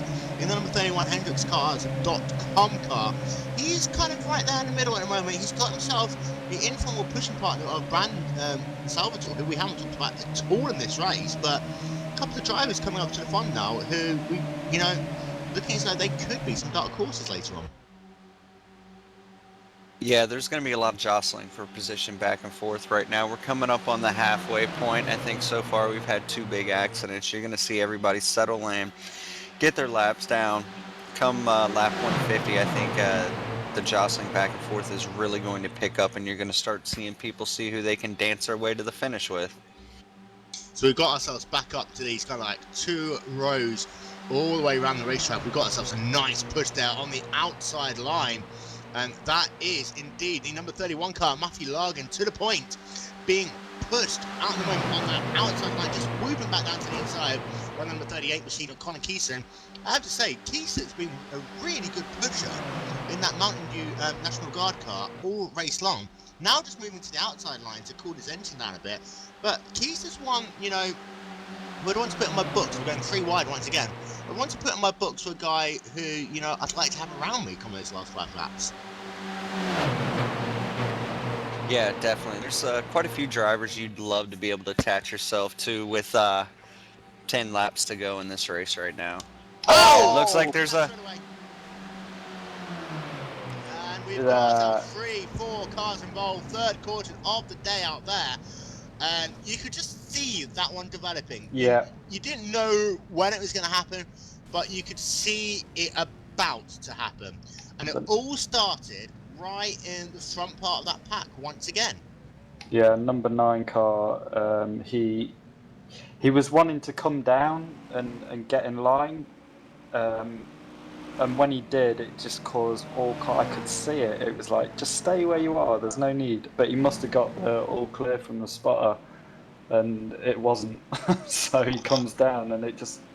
I don't think it was enough. Looking back at it, I need. It was. If you look, he he was an instigator of initially, yeah, it. he did come down a bit, but I mean, he was still in the second lane. It was more, in my opinion, it was the 14 of Brandon Silvertor who was down, who was trying to himself come down a bit. And yes, the 9 was moving down the racetrack, but the 14 was trying to do exactly the same. And it was 14 who then, just tagged the side of the number 34 machine of Matthew Spangler.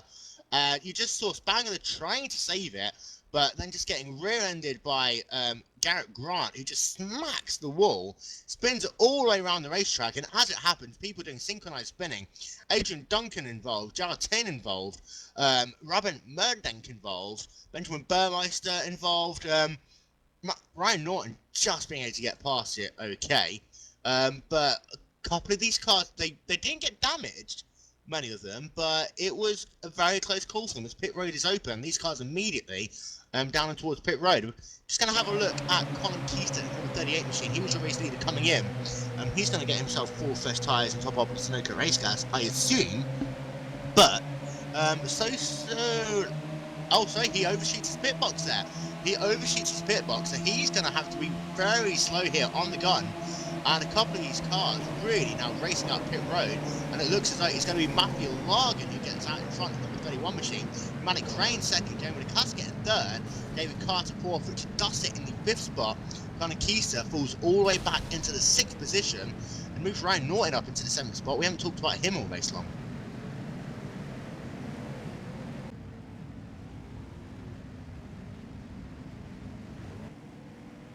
Yeah, Mr. Norton seems to be running himself a pretty good race today, keeping his nose clean and going to try to be there at the end.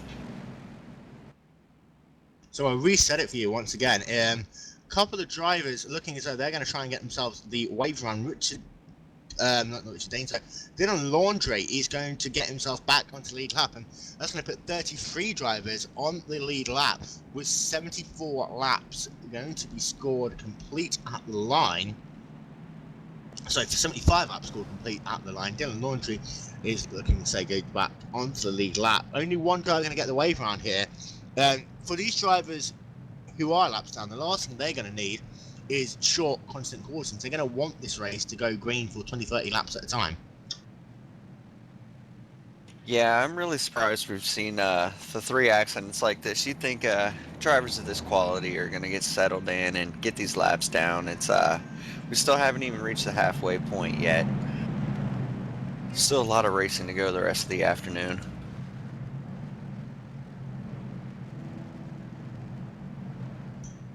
I have to say that there are a number of guys who keep kind of like falter in and out. Adrian Duncan and Joe Schmidt, they were there for the first part of the race, didn't see anything from them until the second run. And then all of a sudden back in the third run of the race, you see them back again. And I think there's still a couple of these drivers who really aren't showing too much, just keeping themselves clean. But we're approaching the halfway distance. I mean, I'll start with you, David. I mean, who's your man at the moment? It's too early to tell right now. The dynamic of this race can change in an instant, as we've just seen. I mean, the guy in last place could win this thing. It's not, even if someone's a lap down, it's not unheard of.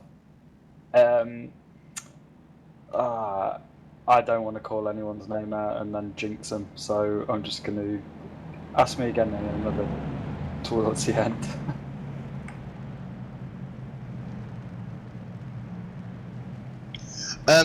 Brad? Personally, for me, I would have to say I'm going to keep an eye out for someone like Tyler D. Hudson riding around the back of the pack. Not sure if he has any damage or anything yet due to the technical issues I had this morning, missing the first 40% of the race, it looks like. But I'd say someone like him, Ryan Norton, could make all the Dallara drivers proud and keep his nose clean, be there at the end. But Malik Ray, Jeremy Lukaszka, there's several drivers. I mean, Talladega is one of those tracks that you can't just pick one car because everything changes in a blink of an eye at this track. Oh yeah, I completely agree with that. I'll tell you what, the driver who really has been keeping me interested at the moment is that number 9 machine of Richard Dussett. He's been a great pusher. It just seems as though he's not really found many people who will just switch with him. It just seems to be every time he pushes someone, they just switch lanes, and all of a sudden he's having to do the work all over again. So he's someone who I definitely want to keep in mind for those last couple of laps. Yeah. But at the same time, I'm thinking that, a couple of these drivers should be thinking a little bit more about the end of the race and a little bit less about, just leading individual laps. Yeah, I completely agree. That's one of the drivers I wanted to mention earlier, and I couldn't find his name on my list right now. Richard is a great driver. He knows how to get his car there at the end in these longer style races. Joey Schmidt seems to have a really good car. Good afternoon, Mr. Norton. How's your race going today?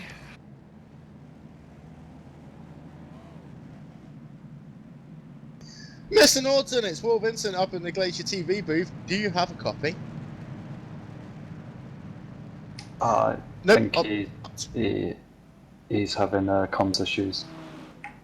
Comms issue, story of the day. You see the two cars there getting the wave run. That is Dylan Laundrie in the number 29 machine and Adrian Duncan, who's getting himself back onto the lead lap. A couple of other drivers as well. So Chris Moff, Matthew Bangler getting themselves back onto the lead lap. A couple of these drivers, one lap down. Brandon Slong coming out of pit road in the number 14 machine. Looks as though that car is very, very bent up at the moment. But we were going to try and talk to Ryan Norton there in the number 17 machine. Currently sat in the 7th position for this restart. To run through your top 5 momentarily, it is Matthew Logan, and we're bringing the field back to Green Flag Racing here. Malik Gray in second, Jeremy Lukaszka in third, David Carter in fourth, Richard Dussett rounding out your top 5. We go on board with Matthew Logan for this restart. And I'll tell you what, sorry, I'll take that back. It's not going to be Logan, it's going to be the number 1 machine racing Carthage. And I'll tell you what, though, 12 different lead changes in this race. It doesn't look that much. Oh, sorry, I think it's 12 different leaders in that in this race so far. And it just shows how, a lot of these guys are still in contention coming into the second half of this race.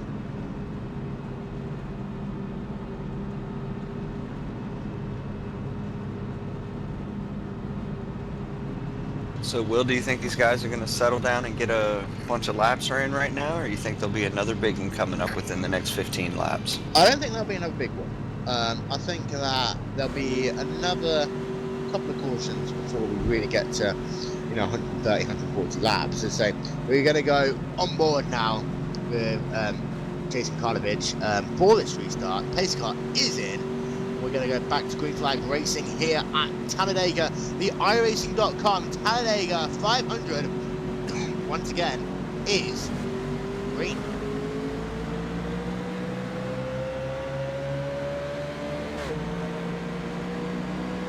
Nice restart, but look at that. Immediately there, Malik Gray slotting into second position. Jeremy Lukaszka a little bit slow on that restart. He's now having to try and hold on, figure out whether he's going to push Malik to the lead or whether he's just going to hang on with these couple of drivers and wait for Colin Keister behind him to catch up so they can perhaps try and make a run on the high side. But really single file now, 7, 8, 9, 10 cars back. You've got Brandon Salvatore all by himself on the outside line. But now Andrew Shirley coming out to help him in the number 27 machine. Jason Jacoby as well coming out, but see a 13th position at the number 1 machine. Bit of a sluggish restart for him there, and he didn't really manage to make any headways at all. And once again, most of these drivers just looking to stick on the inside line, try and make that work for him.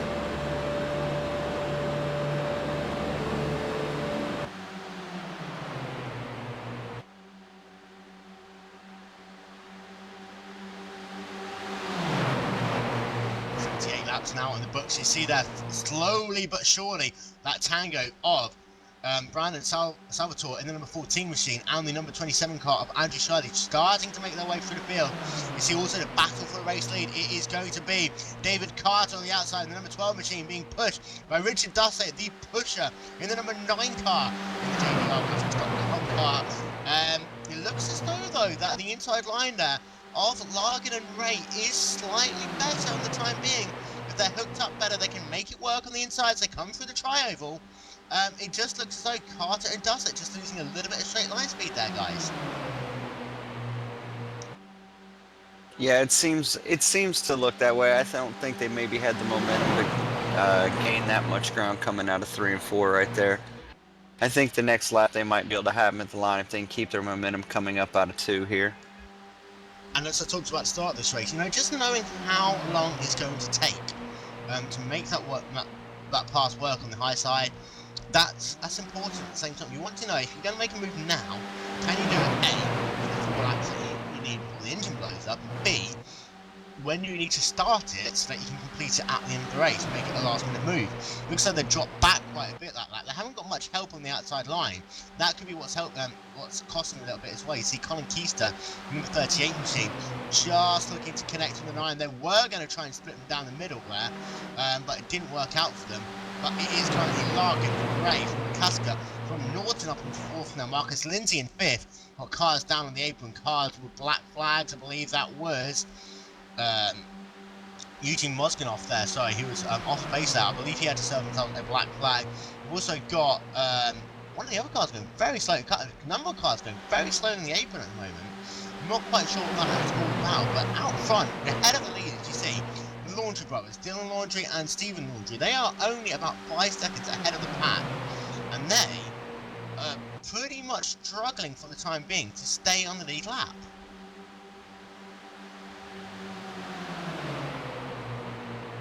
And if there's only 2 of you guys, how does this work? Is it just going to be run as long as you can until the engine's about to blow up and switch, and just hope to God there's a caution the next couple of laps? Yeah, it's going to be tough, isn't it? I mean, they're going 3 wide now, 3 pushing 1, and oh god, it's going to be nuts. You see, they're switching ahead of the leaders, and it is Malik Ray looking to the outside line now, being pushed by Richard Dussey. Colin Keiser just nicely holding that inside line, so they won't be able to both come down on him unless one have themselves a huge moment. But it is Luffy Largan still out front, being pushed by Jeremy Lukaska in the 2nd position as they come past the start finish line. Largan's gap last time was 3/100ths of a second. It is now up to pretty much 5/100ths of a second over Jeremy Lukaska. But it looks like Largan's really got the speed out front at the moment. Be interesting to see how he's pushing at the moment, because he's not, I don't think he's been a stronger pusher. He has been being a pushy in that number 31 machine. And it's, as we say, it's give and take. So you gotta have to be a strong pusher if you want to keep yourself, a running partner for all of this race. Yeah, that's why you notice a lot of these drivers are switching right now. Richard Dussett is switched with the gentleman in the 26 pushing him right now. Lukaska looking to the high side. Maybe they're going to try and do this switch now. Lukaska there, his engine getting hot. He's going to get the job done at the line. And he's just now hoping that someone somewhere slots in to give him a bit of a push. And in fact, it is going to be the number 9 machine, Alfred Dussey. He's going to push him around. But he just didn't connect quickly enough. And that is now going to help Matthew Largan being pushed now by Ryan Norton. As a number 10 car there of Lukaska there. Just... I think one of them got a little bit loose, which does say, but he went all the way to the high side there. And something wasn't quite right. I'm not sure whether he just disconnected and got high, and you see Malik Ray just dove down to the lane. And all of a sudden, Richard Dussey is out all by himself on that outside line. Yep, Richard's dancing partner left him out to dry, and he's going to shuffle back to about the 10th, 12th position. Do you think he left him out to dry, or do you think it was the fact that Malik just pushed his way in? I'm not quite sure, because, I mean, traditionally you don't come all the way up to the wall there, but someone in a 9 car just had to say got a little bit tight as he came out of turn number 2. Yeah, it looks like he might have got tight. His car got hot, and he just backed off of it. He lost some momentum, and it's just shuffled back. So Matthew Largan, still your race leader, he's led a good number of laps in this race here today. They have caught like Joe ahead of them by a couple of seconds. You see that Ryan Norton is now having to disconnect his car, getting a bit hot there. That is the number 17 car of Ryan Norton in the iHeart Boobies car, in support, of course, of breast cancer awareness. You see that the ribbon. Whether we're asking some serious questions as instead of but 17 car there doing a nice job of pushing Matthew Largan in the number 31 car, but Largan, we haven't seen him push many drivers, and he's just been content to sit out there outside, not really doing the pushing part of the two-car train.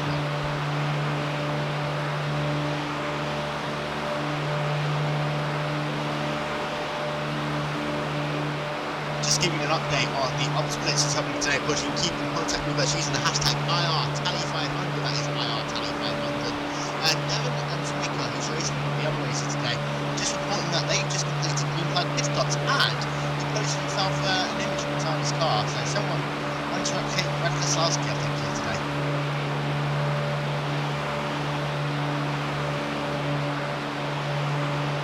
You see a lot of these guys are switching positions right now. These are some great drivers pulling off these switches. It's just a great thing to see, honestly. Yeah, the switches, this is the type of the race where you need to start working with maybe one or two people, just nail down those switches. We saw it back in the Daytona 500 this year, just how perfectly they're getting it done by the race. And it was the case there, it was more important with the draft package they had then compared to now. They made it so that, you know, the engine heats up a lot quicker, so you don't have the advantage to pull away to the 2-second gap so you're able to do previously, but you still got to try and get it done all in the sequence of one corners. And compared to Daytona, this track's a lot wider, which gives you the advantage of being able to have more room, but the disadvantage is there's a lot more cars around you, so it's actually slightly more difficult. Yeah, there's a, what is it, P1 through 25 right now, running in one big pack, basically. Yeah, separated by pretty much 2 seconds within a couple of attempts. You've got 23 drivers separated by less than 2 seconds on the racetrack. And you see the two laundry brothers, they are still being caught. Actually, on the heart of those two drivers, they are really trying their hardest to beat that. They need to stay about 2 seconds ahead of the pack around them. Otherwise, it's all going to go wrong for them. But I think, you know, with huge amount of time, it's only going to be a matter of time before they get caught. And I think they're just right in that 2 second window now. So when they start getting the draft attached to them, and Richard Dussett led that last lap, is now pulled back in behind Colin Keister. And you see that big moment there as Jeremy DeCasca was looking to go around him. He was having none of it with Richard Dussett there. All of a sudden, DeCasca being forced almost to push number 9 car of Richard Dussett to the race lead there. That was a little bit cheeky by Dussett there, because you could see, as you see a car down on the inside line, that's the number 29 machine. Looks as though he got a little bit looser out of turn number 3. He's now gone down the lap that we were talking about just a moment ago. That was a bit of a shame there for the Laundry Brothers. Yeah, they put up a good fight to stay on the lead lap as long as possible. It is now Jesse Atkinson in the 10th position, checking in on him momentarily, that number 16. He's one of those cars just trying to keep his nose clean a little bit. He's not really doing any of this tangoing that you can see the top 8 drivers doing. But that number 16 car looks like it's working well on the platypus machine. But right now, battle for the race lead is between Colin Keister on the inside, which is Dussett on the outside. Both these drivers have been really good at being pushed, but you know, Dussett I think has got the advantage coming into this race. He's been a great pusher as well. So one of those drivers, if I had to pick, you know, 3 drivers I want to work with, he's definitely one of them. That number 9 car. Yeah, that number 9 car, Richard, seems to have a great car all around. He can push or he can be pushed, and that's the type of car you want to be able to have. He's one of those guys, I think he'll help some people get up to the front, pull a switch with 3 laps to go, get in the front and try to make it to the line first overall. Number 26 car there, getting a little bit loose. That's Manny Gray on the rear of the 10 car, Jeremy DeCasca. That's not the first time we've seen that in this race as well for Manny Gray. Let's not forget, he got a little bit of damage at the start of this race. He's now pushed DeCasca back to the race lead. But Manny Craig's car looks like it gets a little bit loose from pushing. that's something that you're going to want to be careful of. You don't want a car, really rubbing up the rear of your car too much the wrong way, because even though it looks like it's a car at the rear that gets spun out more here today, you don't want to be a car that ends up getting put towards the wall because the driver behind you's car is just acting a little bit too loose. Loose is fast, but it does not help when you're being pushed from behind if someone has their bumper in the wrong spot, that's for sure. We still got ourselves 23 cars separated by less than 2 seconds on the racetrack. It is Jeremy Nikuski, your race leader, with Richard Dussey in the second position. It's all changing literally second by second. The number 38 machine of Colin Kieser back up into the third position, with Manic Gray in fourth, and the number 31 machine pretty much in the middle of nowhere coming into the fold. That is Matthew Largan. He's coming back into the picture there, pushing Malik Gray for the time being, as they're both getting around. Oh, almost there. A wreck there between the number 38 machine of Colin Kieser and 31 Matthew Largan. It just looks like those two didn't see each other. They're going for the same place of real estate. Yeah, track position's pretty vital here, and there's quite a few blind spots in these cars, so it's hard to see exactly where everybody is around you, especially when you're pushing someone and looking at the rear spoiler of the car in front of you all day. Trying to go the long way around. This is Jesse Atkinson and Jason Jacoby there, trying to go all the way to the high side. Looks as though that they run that car in the second group, but they just haven't got the extra bit of speed to really make the advantage all the way on the outside wall. And they're going to probably bear that in mind. As you see there, the 26 and the 9 very close together, so coming past start finish line.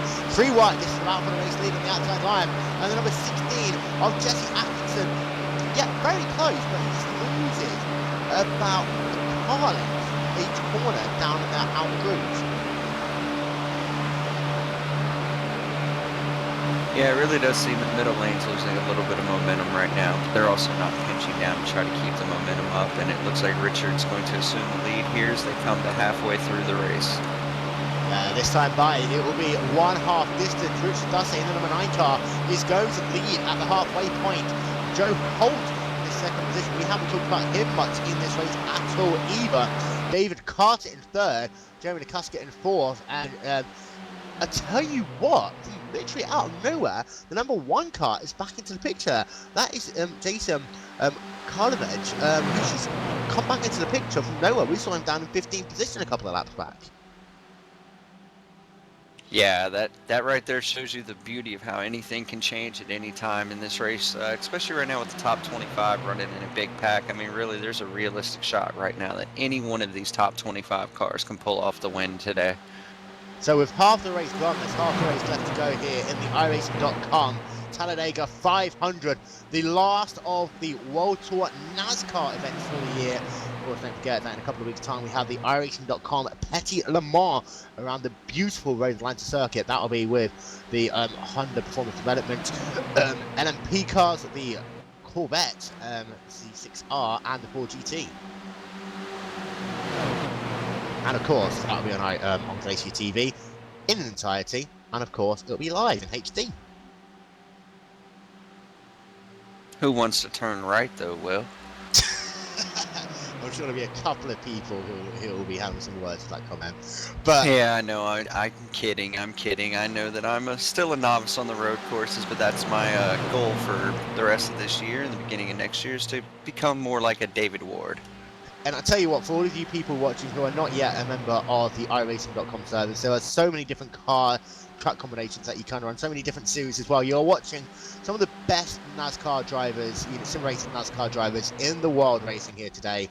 We do hope to try and catch a chat with Ray Afala before the end of this broadcast. He is trying to get in contact with us before the end of this race, winning the iRacing.com Drivers' World Championship for the 2nd year in a row. A great performance for him this year, taking the championship, coming home 5th in the Drivers' World Championship finale at Homestead Miami Speedway just 4 days ago. But I tell you what, the field's starting to get a bit more spread out now. And this duo of Joe Holt and David Carter, nowhere, they're kind of coming to the picture now. Yeah, they really have. Everybody's just settled in. Let's run some laps. Obviously, there's probably going to be a few more cautions, so the field will bunch back up right now. So it's just get your laps, keep your car clean, keep your grill cleaned off, hopefully no debris, no damage, and you can be there at the end. They're now working on the high side line. It is Malik Gray pushing Richard Dussey in the number 9 car. I was talking about conspiracy theories at the start of this race. It looks as though those two are having a couple of moments in their cars, but it looks like they're working back together once again. They've got themselves a little bit of lap traffic ahead of them as well. That is a number 41 machine of CT1, who again, down on the inside line. He's keeping that down on the inside line, but last time we saw it, we saw a big pile-up, and you see there, these cars literally having to swerve to avoid him once again. The number 20 and the 12 just had to get out to the middle lane at the very last second, and we saw how close it was to having a big impact the last time. If you're driving by yourself, I mean, of course you can be wherever you want on the track, but the inside line with 20 cars coming up behind you, which is it the safest place to be?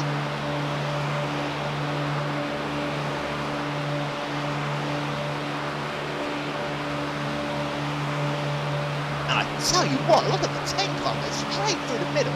He's got no one pushing at all, but the Casca from nowhere is just flying for the pack at the moment.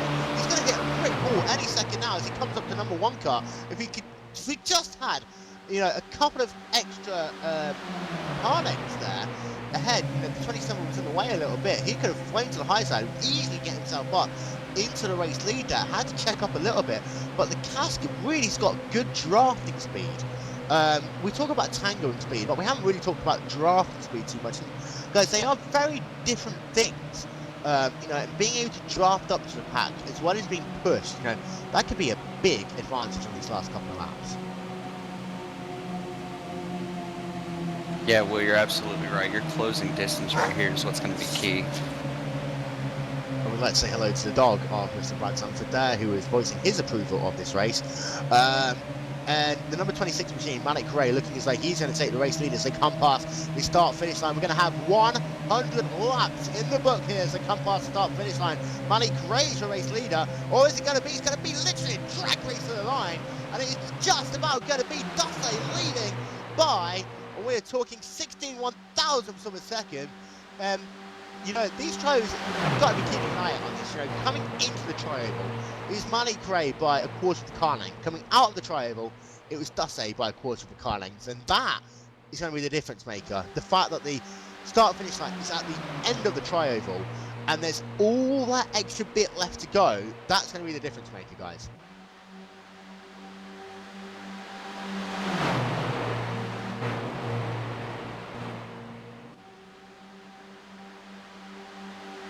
Just keeping an eye out on the pit stop window here. I mean, these drivers, they last pitted, would say, around about lap 75. So we're only about 14 laps away from green flag pit stops. And we saw before, some drivers took the risk and pitted, you know, 5-10 laps early. These drivers right now are not going to want to do that as much. You know, in fact, we've got 80 laps left to go. They're going to want to run their tanks dry.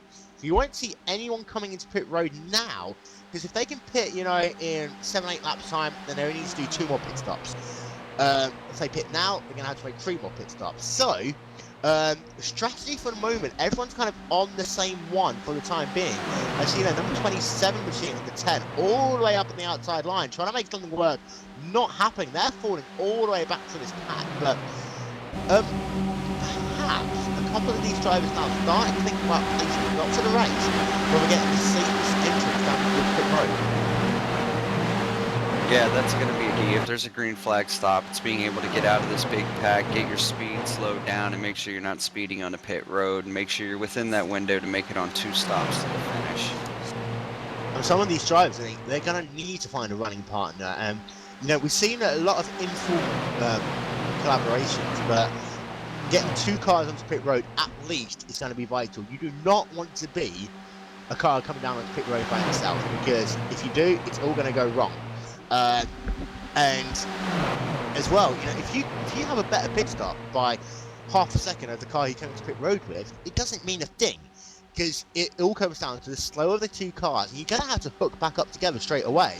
So there's absolutely no point in you running about a second apart from each other, because all you're doing is you're each losing a second lap. Exactly. Oh, car down on the apron. That's the number 20 machine there, and the car's just all getting around him. And that was the number 20 machine of Joe Holt, and it just looked as though, I'm going to back at the replay, he was on the rear of Manny Gray, and it looks as though he just coming into the corner, slid down the car a little bit, slid down, and then all of a sudden, the car just veered to left a little bit. He just got himself a little bit of looseness on that car, and very lucky. Everyone around him really did a good job to avoid him, as he was about 10 miles an hour off the pace, and everyone was able to move to that second lane, and no harm, no foul, really. Yeah, that was an excellent save by Joe. It just shows you the quality of drivers we have in this race today.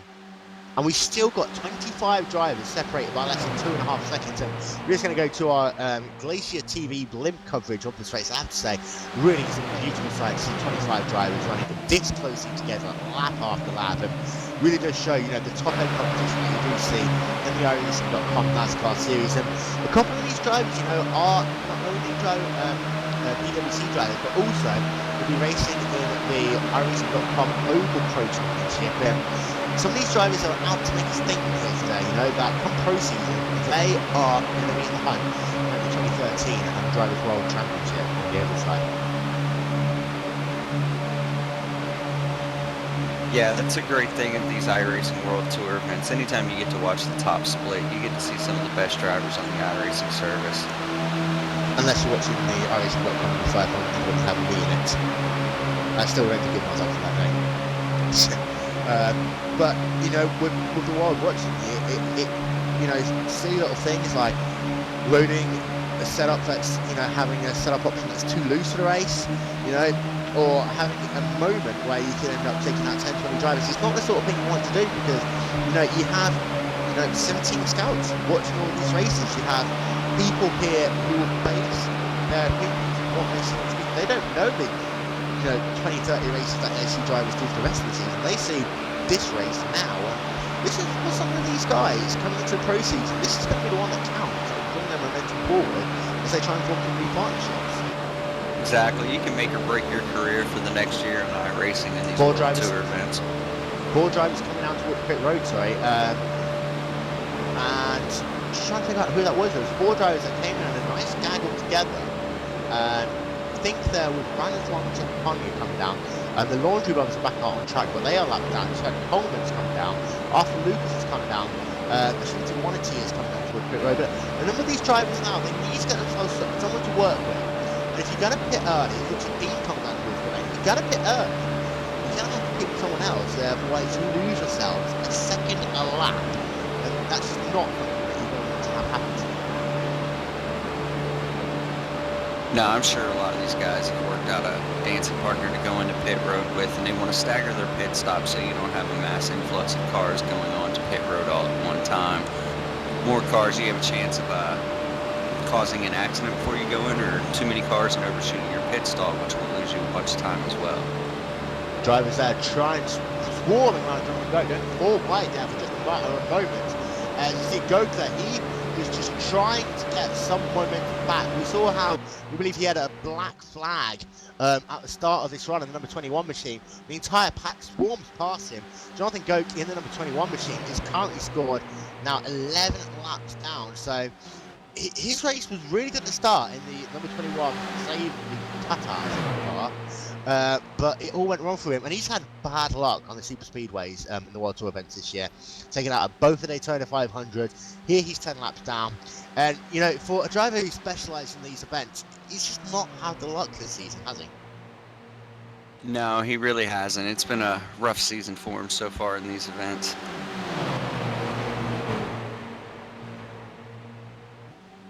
Looking back through the field, and I tell you what, it is a beautiful sight seeing these cars once again lining up 2 wide all the way through this field. And we see the familiar faces coming back out on top again. Jeremy LeCasca being pushed by Malik Gray. You saw, we were on board with Malik just a couple of laps ago. We'll try and go on board with him again. Malik just shows you just how little you can see when you're on board, when you're pushing another car. And just see, you can see the rear of the car ahead. You see Malik now moving to the high side, so completely destroys that analogy for me. Where you just see so little and you're just right there pushing another car. But the simple fact that these cars, they line up perfectly, but the rear spoiler just jumps out of it. It really does harm the field of view.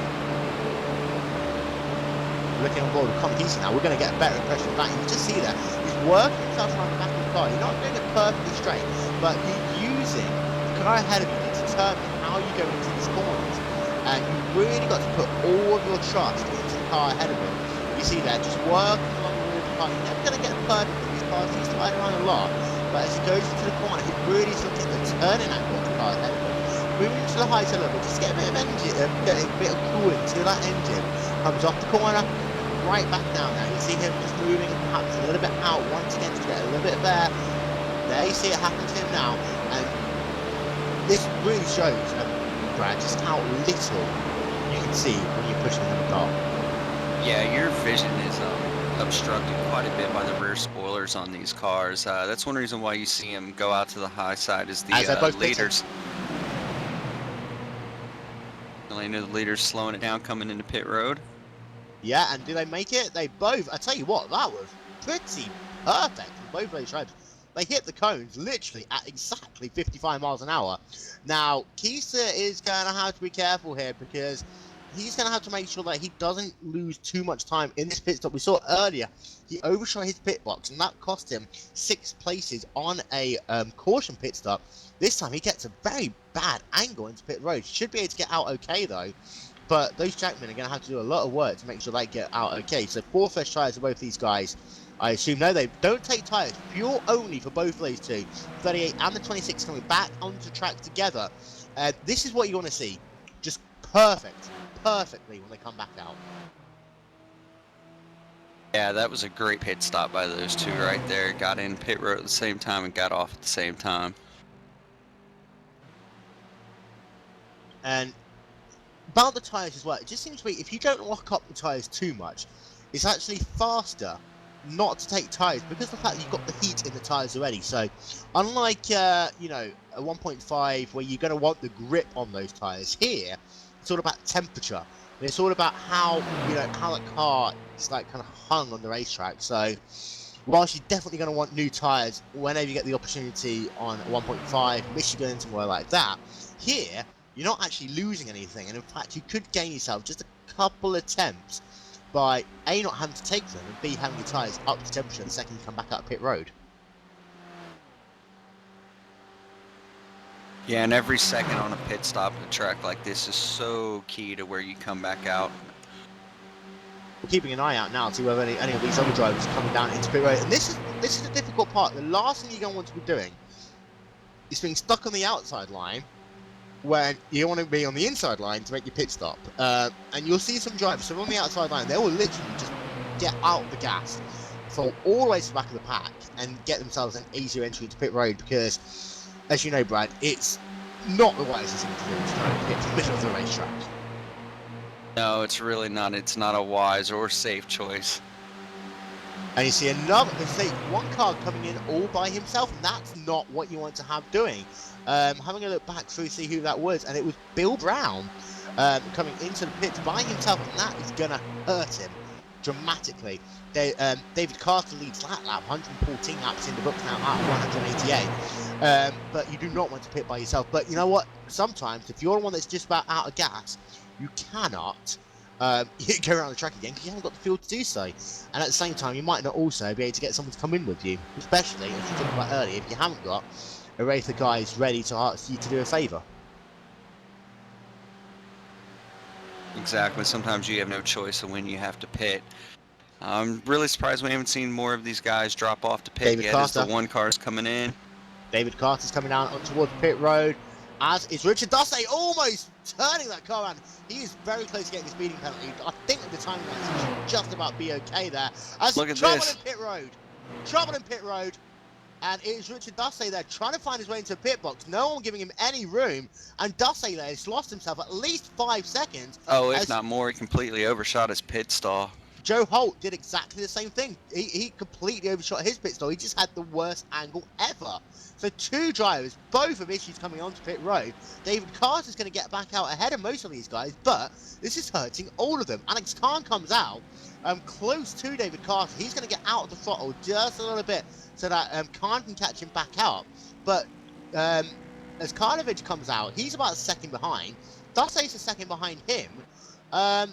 for these guys, they have just lost themselves so much time, and now it's going to be, you know, can they just kind of fall back into this pack okay? And it's going to be very close. They might just get to the rear of it if they're very lucky, but you see there, Dusty already pushing Cardiff Edge all the way around the racetrack. From the second they came out of pit road, they need to work up time now like there's no tomorrow.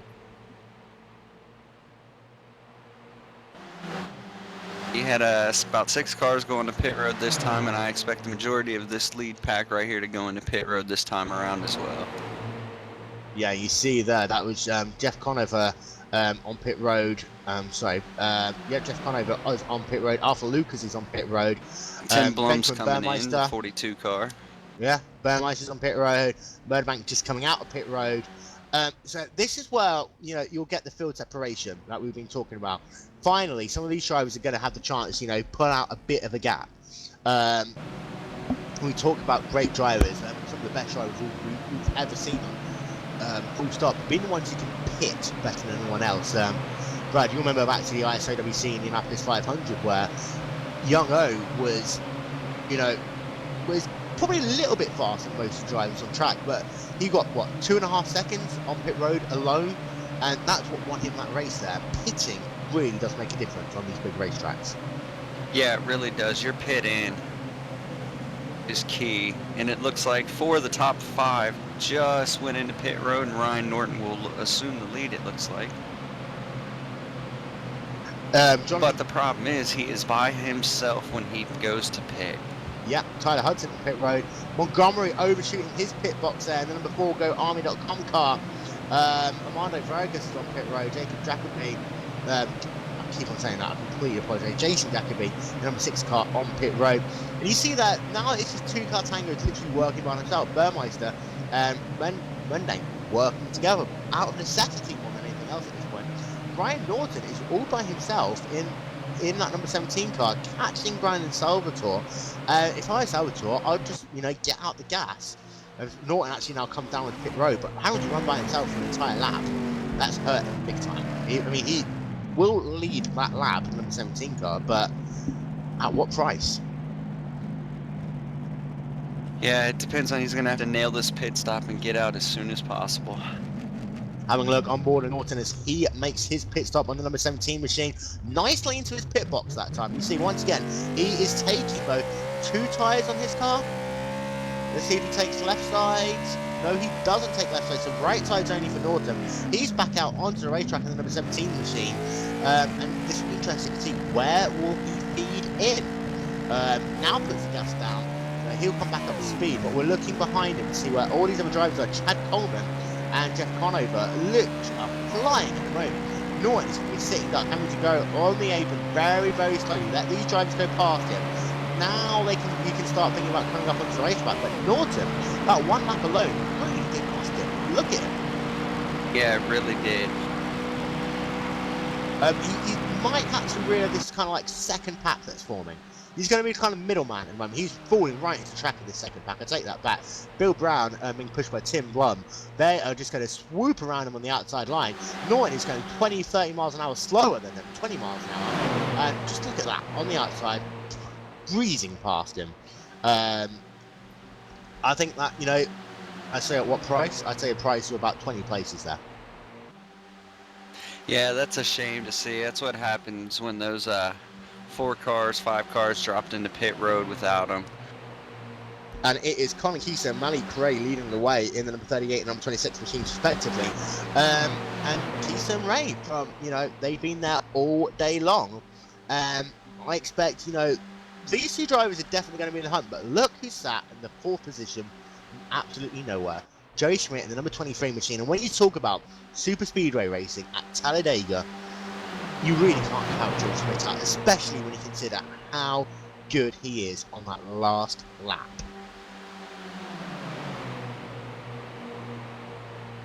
In fact, our camera / soundman for the day, Yoni Backman, he called Schmidt for the start of this race, so be interesting to see whether his prediction comes true. When we have a look back through the field, I mean, a couple of drivers have lost out quite dramatically. The number 9 car, for example, he has fallen dramatically back through the field. Now sat all the way down in the 18th position. And he's kind of almost in that third pack now. Yeah, going back to Joey Schmidt, you see he's got his dancing partner right there, Joe Thompson. So those guys are hooked up and probably going to work together the rest of the way, all the way to the end of this race today. So it looks like they're going to take the lead right here coming out of 4. Yep, and in the event that one of these two drivers win, are we actually going to have to play the theme tune? Yeah, I think so. They're all part of those F&D guys, aren't they? The A-Team, F&D, you name it, same thing. And you see there the A-Team livery on both Joey Schmidt's number 23 machine and on the number 28 machine of Joe Thompson. And they just breezed past it. I think Malik Ray and Conor Kieser there, they just got out of the way. They thought there's not much point in causing too much damage to these two drivers. But ahead of them, you notice a couple of drivers now who were into contention, now in you know, likely to go a lap down if they're not careful. Chris Moss in the number 35 machine, looking as though he's going to go down a lap any second now. Going to be 3 wide as to come out of turn number 4. Not too much of an issue at this track, but you see now Joey Schmidt being pushed by Malik Ray. Interesting what they did there with the separation. They're using other drivers to push themselves around each other. Yeah, I noticed that he jumped out of line there in the middle of 3 and 4, got up in front of Malik, where Malik had no choice but to push him. But as you see, Malik's going to go high to leave him out to dry. So Thompson moves up lane to pick up his A teammate. So when you consider the idea of running partners, I mean, this is the sort of thing like, you see, if you need each other, they're there for each other. And this is where the whole kind of team perspective to come into play later on in this race. And you see Schmidt and Thompson doing it beautifully together. Got a little bit of separation there. This is allowing the pack to swarm all around them there. They've got the number 31 machine just on the outside. That is Matthew Largam. Still a big force in this race is the number 31 Hendricks car, HendricksCars.com machine. And Alex Khan as well. I mean, he brought the field to the green flag in this race in the number 30 car. He's been in the top 10 for most of this race. He's still a competitive force here.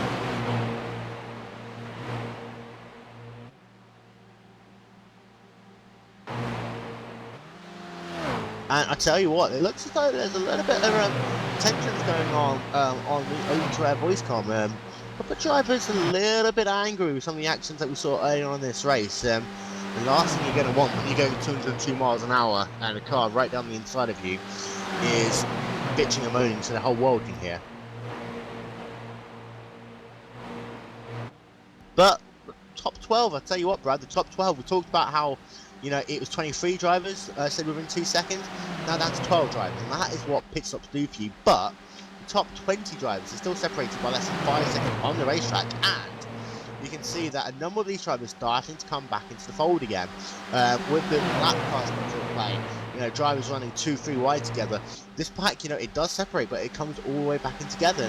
Whereas like Dave Swindell, number 33 Coors Light F&D Racing Machine, he's hanging on to that lead pack. He's kind of, turn 4, and that is from the front of the pack once again.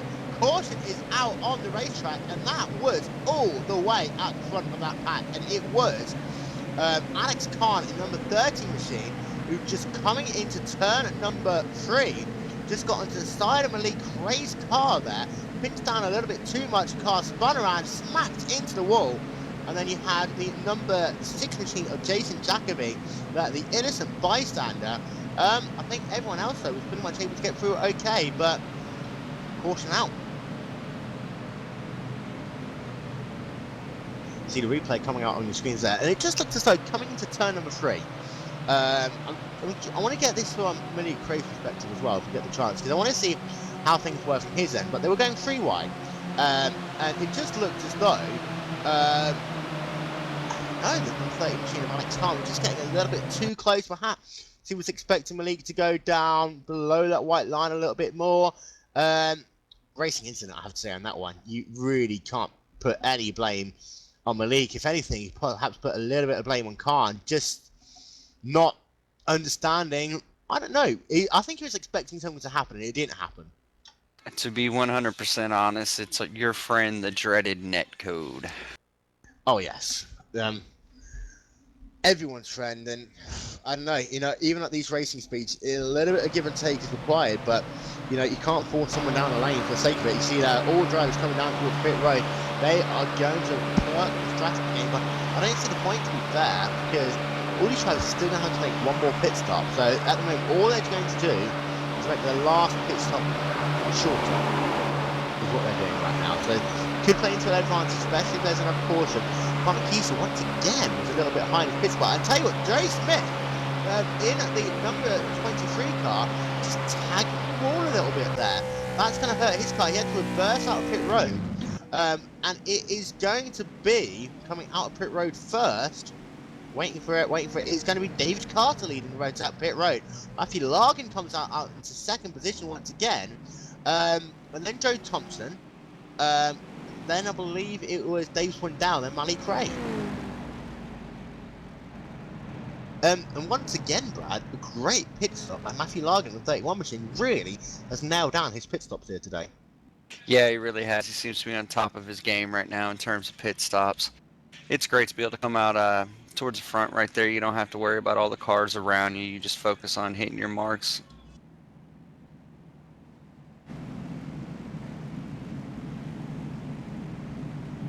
So we'll reset the field for you the next time we come past the start finish line. And there's cars literally swarming all over the racetrack. You've got lap cars in the middle of everything. There are a couple of cars who believe are going to get the wave around this time by.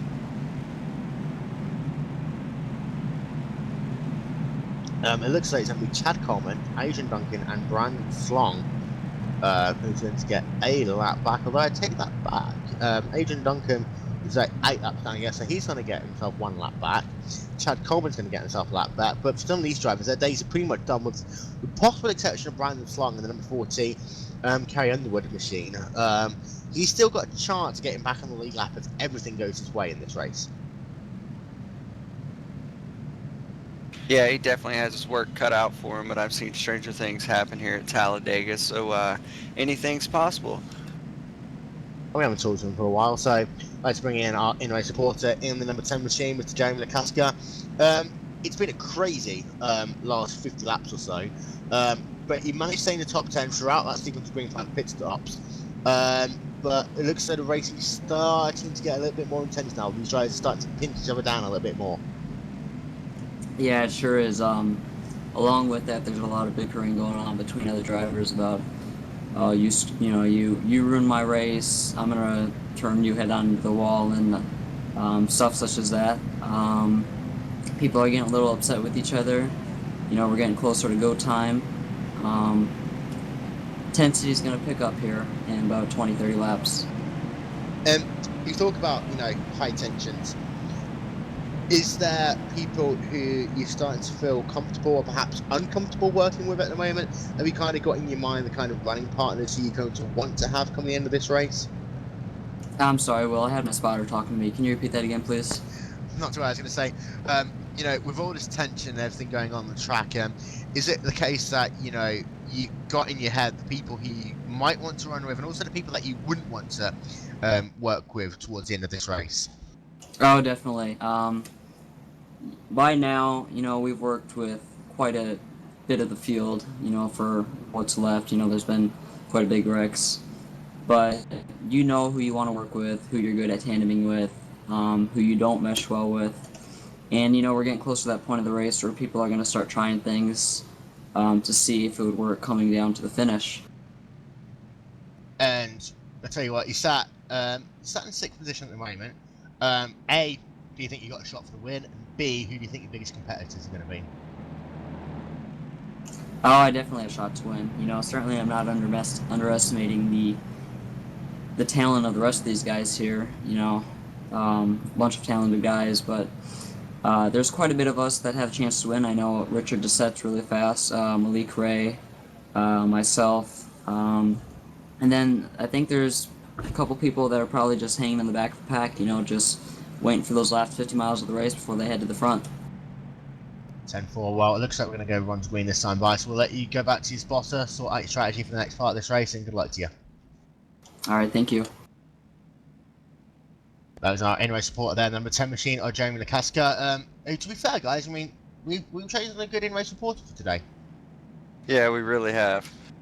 He's got some great insight to the race and keeping us abreast of all the information going on track. So keeping an eye out on the iRacing.com pace car. The lights are off. Going to go back to green flag racing this time by Brandon Slong. Brandon Slong is the only driver who's going to get the wave around. Is going to be David Carter taking the inside line for this restart, and Matthew Larkin lining up alongside him in the second position.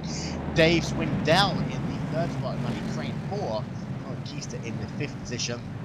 Kevin Lukatska in sixth, Jason Jacoby in seventh, Jesse Atkinson in eighth, Joey Schmidt in ninth, and Bill Brown in 10th. Brad, we've got ourselves, getting to the last 50 laps now. It's almost go time.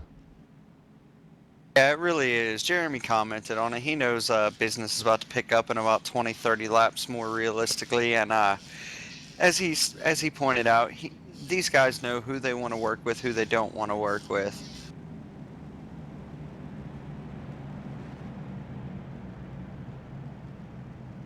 And if we can't... Sorry. I was just going to say, if we can, let's go down to our producer, Yoni Bachman.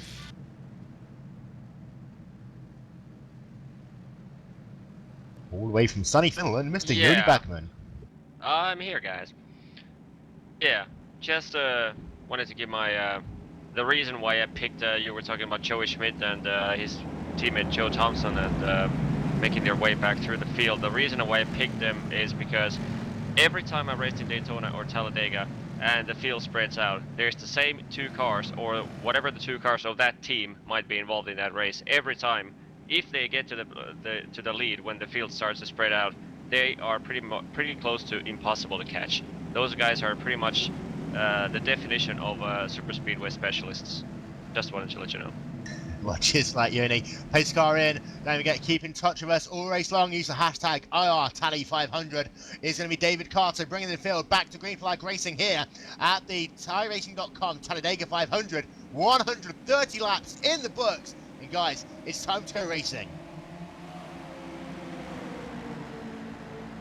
Start there by Carter. You see there the number 33 machine of Dave Swindell. Looking like he's going to get the jump on Matthew Larkin coming down into turn number 1. Now, can he get up to the rear of Carter before this wheel swarms upon them? You see Malik Ray starting to give a bit of a push here. Connor Keister as well as Ray and Keister looking to the high side. There, come down the back turn and that was perfect collaboration effort there as they come down to turn. Yeah, that was a really good start. It seems like Jeremy got a little bit of a late start there, but he'll catch up to the top 4 or 5 cars within about 20 seconds. We saw early on this race, we had 23 cars separated by less than 2 seconds for 20, 30, 40 laps here. So keep an eye out for that here. Once again, it's going to be a drag racer who leads at the line. Ray's got the longer way of doing it, but it looks like he's going to literally just get it as they come past start finish line. And the gap between the two drivers was 6/1000ths of a second to Carter. And Mr. David Ward, I know you've been able to speak now for the last 2 minutes. That is close racing up front. Yeah, this is awesome racing. You asked me earlier who I thought was going to win this. I'm going with the 38. 38? Yeah, he's definitely looking like he's got the pace to win this thing. Free-ride racing here for the lead almost. It just settled down back into 2 wide for the moment. Malik Ray now to the point in the number 26 machine. He's been a front runner all race long. He really is someone who's got a chance of at least getting into the top 5. Do not put him out of contention for bringing that car down towards victory lane towards the end of this race. Second position is going to be Connor Keister in the number 38 machine, but a little bit of separation this time. I mean, we look at the guys in the top 10 separated by less than a second, but we've only got 16 drivers in that kind of magical 2-second bracket, and these cars are a lot more spread out than we've seen previously. So a couple of guys with very bad restarts, and that spread this field out quite a bit. How does this, when they come to the end of the last lap, what do you do if you're the guy behind and you've got someone in front and you're pushing them? Do you say, yeah, I'm going to push you across the line, or turn them round? It depends on how much pride you have in yourself and your other drivers and who you're pushing. It could go in a number of ways. Yoni, I know you're going to come in on this one. Yeah, having been the victim of the last lap incidents, too many times. I have to say that when you get the white flag after, it doesn't matter if it's 70 laps, 200 laps, you name it. When you get the white flag around the super speedways, that you don't want to be the guy who is leading the race. If you're leading the race, you can pretty much kiss the victory goodbye, because if nothing special is going to happen behind you, the car behind you is going to get the draft out of you coming out of that turn 4, and he will beat you to the start and finish line, whether it's on the outside or the inside, if he just knows what he's doing, and these guys know what they're doing. We've seen that through this race, and that's one option. But if you have a 2 or 3 wide tandems going outside of the turn 4, then it's pretty much a push race, because you don't want to try and make it 4 wide or 5 wide coming on the main straight and just ruin your race and the guy in front. So you had the better odds of finishing good, just maintaining that tandem. Unless, of course, you want me screaming like an idiot. And of course, let's not forget the 2009 Aaron's 499 with Carl Edwards. That is one when it does go wrong in the airborne, flying towards that outside catch fencing, and that's the worst case scenario, shall we say. It is on number 38, Connor Keeson, now back to the point in that National Guard and energy machine, paying homage to, of course, Dale Earnhardt Jr. Malik Ray setting down into the 2nd position, but now we've got some real racing, 2 3-wide racing through these top 13, 14 drivers. 18's back, going to have to work from now on. Some of these guys know that there's still one more pit stop to go, and that's going to be the deciding factor in this race. And some of these guys, you don't want to go 140 laps into a race and it all just disappears in an instant. So I think some of these guys now, they've raced and know exactly what their car's capable of. It's now time for them to chill out, wait until that last pit stop, and then get going. Because after this last pit stop, we're going to have what, a 20-lap shootout essentially to determine the end of this race. It's not going to be long. And that is when it's going to go crazy. And you see now Ray back to the point here. We're going to get an update on how many lead changes we've had in this race, but it's been a dramatic number. Ray down to the inside line. He's going to lead this lap, and you see there, Batista looking to go outside line, wasn't quite able to make it happen for him. 3-wide racing through the middle of this lead pack, and he all settled himself back down. No one really is making too big of a move, but Keista in that 38 car is a really, really good pusher. I'd say along with Spesse in the 9 machine, I think they are the 2 drivers I would want to have pushing me towards the end of this race.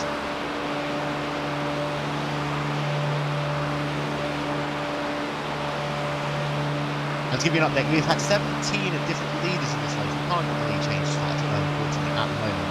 That's completely my bad, I'm to blame for that. Looking forward there with Bill Brown on his roof cam. Beautiful camera angle today, so thank you to all Glacier TV guys for this. Bill Brown currently sat on the 11th position in that number 13 machine. And I'll tell you what, I love that paint scheme.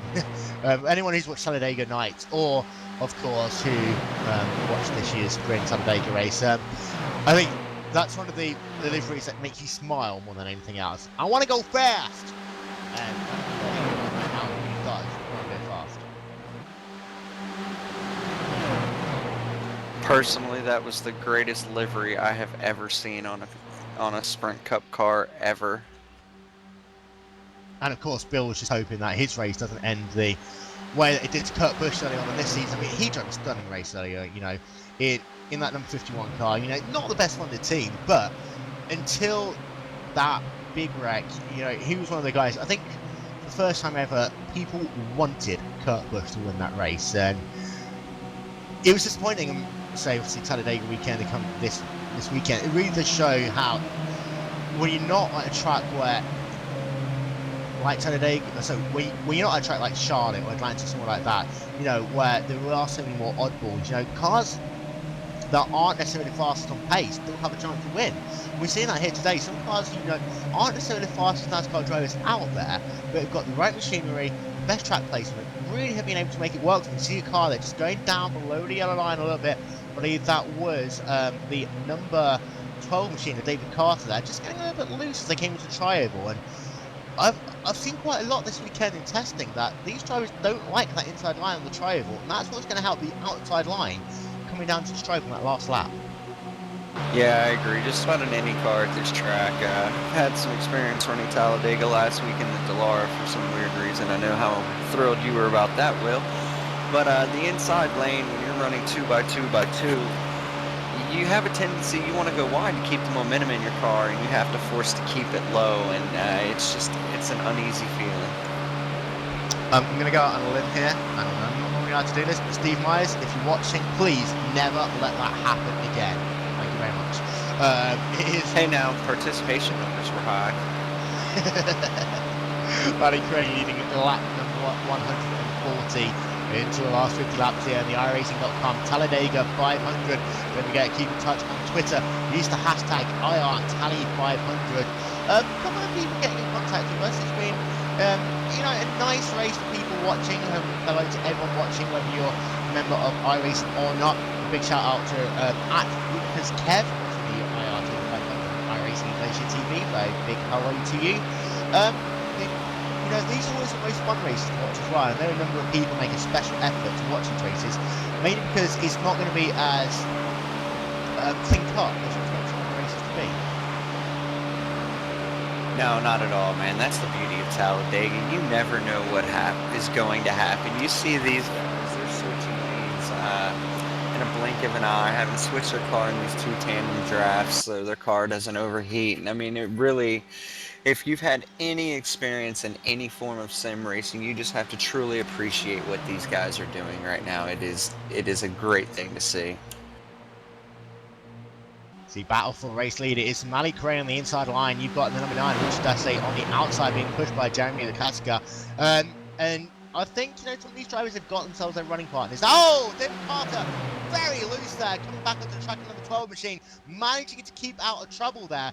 But again, the left rear quarter panel, you hit that, you stay in it for more than about half a second, and all of a sudden that car just wants to turn left on you. And David Cater was really lucky there that there was no one around him to cause a big moment. And that 12 car is actually very lucky. He was on the inside line. Yeah, I also have to say you have to give a big shout out to Jesse Atchison there, who when he saw that car go below the line, he moved up a lane to allow him to come back in. You don't see that a lot in this type of racing. But again, you want to keep your car clean. If that car came back up into you, you're racing as well. So give and take is always a thing here at Talladega.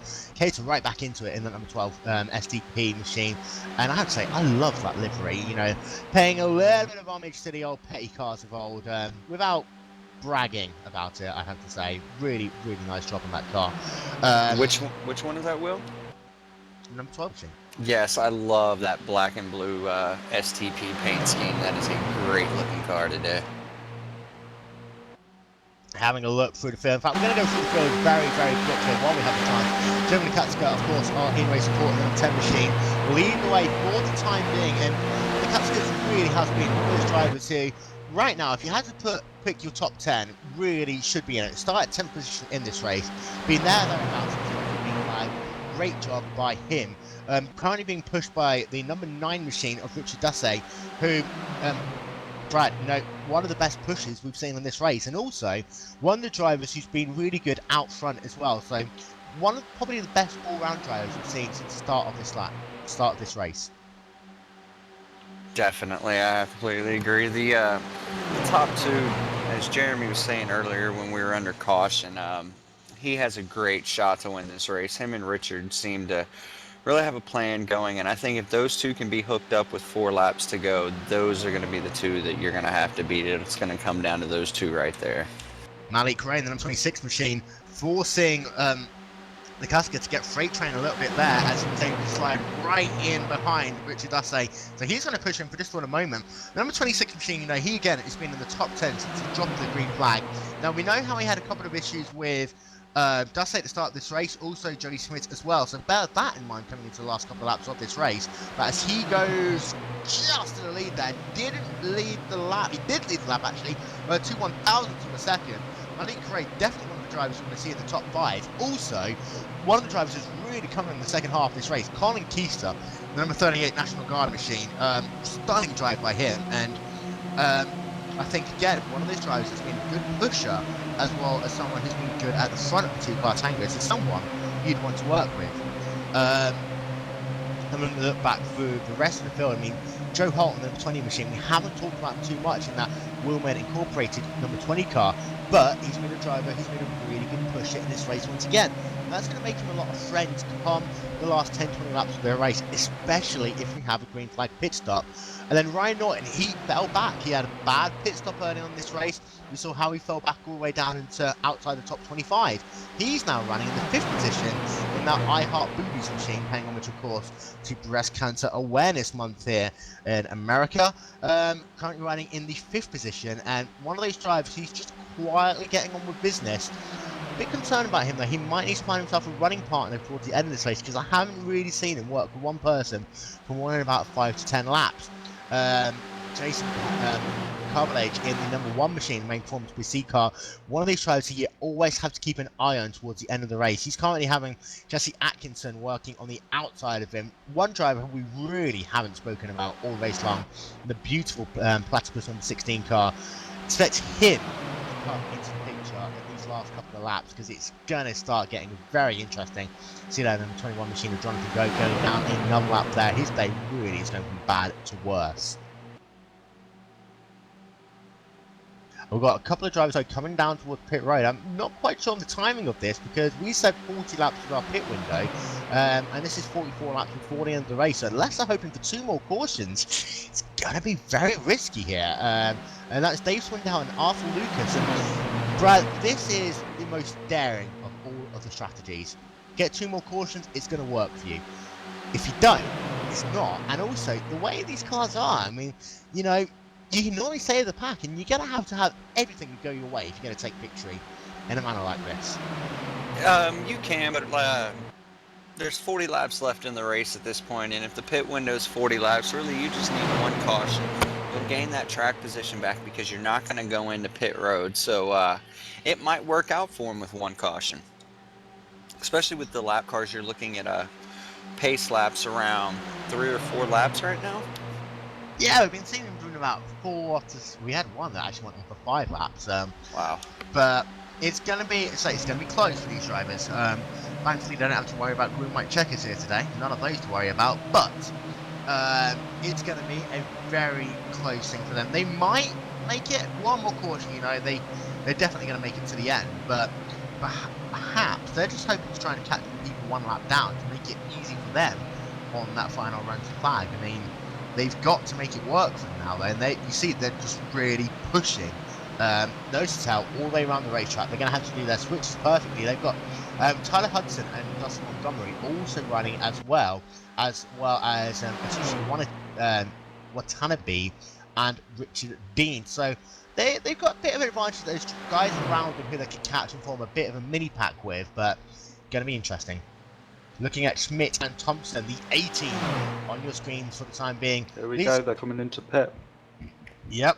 All these drivers now. Oh, big rush into pit road. We have got ourselves Keister down pit road. Holt, Carlavage, Dussett, even. Malik Gray's on pit road. 7, 8 of them all down on pit road together. And these guys are going to want to get out roughly together. Dussett again overshooting his pit box just by a couple of inches. I think that Keister's going to win this one out on pit road, but there's not much point in him winning the race on pit road if he's ahead of everyone by half a second per second. It's a waste of time. But Malik Gray comes out right behind him once again. The pit scanner, pit road scanner, it seems Ryan Norton has found himself a pitting partner this time. Yeah, and they're coming down pit road. Just been listening to the crew chief's radio. Look at this, Colin Keister, Malik Gray, hopefully going through very quickly, pushing each other all the way out of pit road, 150 miles an hour on the inside banking turn one. All these drivers are doing that now. They learn how advantageous they can be. They are pushing each other from the second they get out of pit road. They're not waiting for these tyres to warm up. They are having to make a risk. And look at Robin Mundeck and Benjamin Burmeister literally having to drive through this field like it's an old 1980s style arcade game. You know, flick to the left, flick to the right. We've got cars left and right. Where do we go now? But both being able to get through okay. And almost mistiming there. Big mistiming. We've got the car into the wall. That is Richard Dean of the 43 there. Spinning it around. We should stay clean. He should just bring it out onto the apron. Don't try and force caution here, kiddo. But Richard Dean, that all went wrong for him in a job getting it back onto track though without causing collision. And if you just No! 37 just got pushed out wide. One of the guys, instead of getting up to speed, just came straight out onto the corner coming out of the pits there. So lucky. oh yeah, some great evasive driving there. 37 just getting, there was nowhere for any of these drivers to go. 37 just getting rammed in the rear, saving it. He's lost himself in draft, however. He's going to hope now that the cars around him kind of give him a little bit of that back. He's got the number 27 machine of Andrew Shirley on his inside. Now, if these drivers can pull back into line, they can get back up into contact. But Matthew Spangler, look at the rear of that number 34 machine. It's just dented to a place that you don't want to have it seen. And it's been that way for such a while now that that car really is in agony. He's 3 laps down, and that's probably the reason why, guys. And I tell you what, have a look at Brandon Salvatore. He had to wait until the entrance of turn number 3 to find a gap to get back onto track. He lost out dramatically there. He had the speed, but it was like, you know, trying to merge into a 6-lane highway at rush hour, and no one's giving you any room. That was what was happening there to Salvatore. He just had nowhere to go. That number 14 machine lost himself about 2 seconds in that process of just being left out to dry. And if he could have got back onto track, he could have stayed with that group. He's now scored 23rd position, but he lost himself, you know, the opportunity to really be fighting with that mid-pack.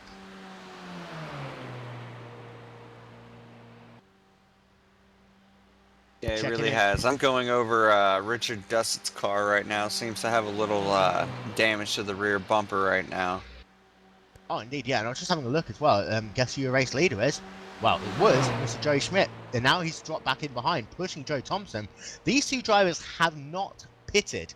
And they are right now, I'm not sure whether or not they're on the front foot or not, because I mean, what, they're 19 seconds behind all the drivers around them, 22 seconds actually, but that's not a pit stop lane, so they're going to have to really get back into this race.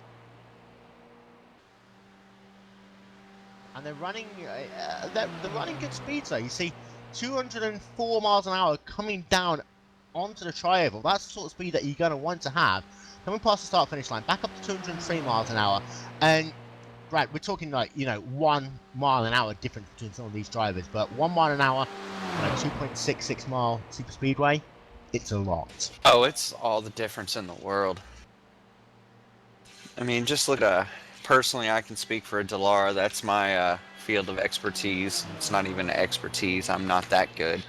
But you just like look at a track like Indy, or even how we were at your beloved Talladega week last week, and that 1 mile an hour difference is the difference from you having a 2-second lead after 20-30 laps to being 10 seconds off the pace.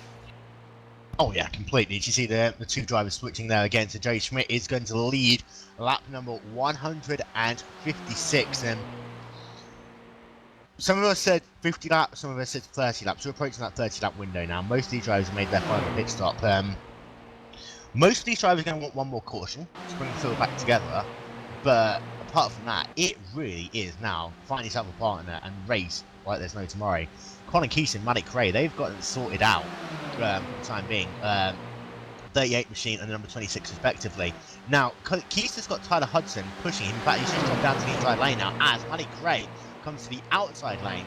So that was a very interesting switch, because the drivers who weren't pushing just switched, and all of a sudden it worked out perfectly for each of them. Tyler Hudson now pushing Donaldson Montgomery to what is essentially going to be the race lead after pit stops for Jay Schmidt and Joe Thompson. But at the moment, Montgomery, Hudson, Ray, Holt, Keister and Carlovage really are the guys who you need to be keeping an eye out for. As I saw, sorry, that was Chris Moss in the number 35 machine, just a little bit high. I think he just scraped the wall there coming into the tri-oval, but he is currently running all the way down the 33rd position, 15 laps down. We've had 24 drivers on the lead lap. We have one driver 1 lap down, that is Brandon Slong. But out of the drivers on the lead lap, taking away Joe Thompson and Joey Smith, everyone pretty much is within 6 seconds of each other. Yeah, I think a lot of these guys are going to be wanting a caution to bunch this field back up. I don't think that caution's going to come. Well, Oh, it's Talladega. It's going to come. yeah, I mean, where's the jet dryers or the piece of debris that's floating around the racetrack when you need it? I mean, if Well, there's one thing that's going to make this race more interesting, it's going to be a caution in about 10 laps time. Well, there is a 42 on the track, so anything's possible. So only John Pablo Montoya fans, we don't apologise. I do love JPM, though. Yeah. You know, JPM, so much history. I mean, champ car driver, Formula 1 driver, NASCAR driver. Yeah. Guy's had it made in his career, to be fair. Joe Thompson is back into the second position. Joey Schmidt leads this lap once again. But, guys, they're being caught by this pack behind them. I'm not sure the strategy's worked out for them at all. You don't know how much fuel they have. When did they last pit? I mean, Well, if you, Joe Thompson last came onto pit road on lap 130. is that enough to get to the end? No. Oh, sorry, I take that back. Yeah, they last came in on lap 130 in that last quarter. And they haven't made a pit stop yet. They're gonna have to. No one's gonna pit on the quarter now. They've got enough fuel to go to the end. They're gonna go all the way back to the end of the league lap. They're gonna have to work all the way back to the front. It's not going to work. I mean, at the moment, they've got enough fuel to lap 117. They're on lap 160 at the moment. They are going to need a caution in the next 5 laps or so to make this work. And they're going to need someone to do something very silly or, you know, even for this big one to happen. And that's probably the only thing they have going their way. Is right now, they're going to be ahead of a big wreck. But at the same time, many other people's in the same position. And everyone is working single file at the moment. There's not really much going on the racetrack. Everyone is just single file, counting down the laps, getting their running partners together, and waiting until 10 to go. Wow. I would like to point out that the number 2 car, Tyler D. Hudson, has moved up into the top 10, and once the leaders decide to pit, it'll put them just on the outside of the top 5. Yep. Been quiet all day. You stay quiet, keep your car clean, and you're there at the end.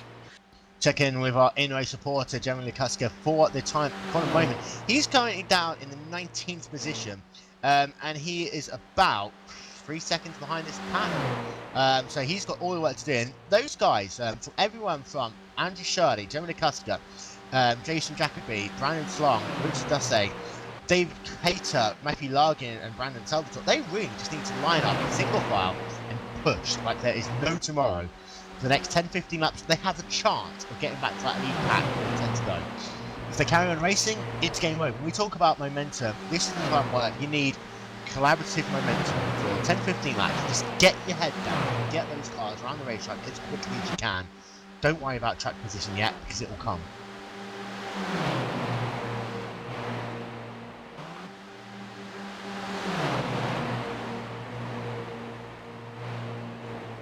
Having a look back at this battle, and it is really hotting up now. Lukaska, Shirley, Jacoby, Slung, Dussey, and Cater.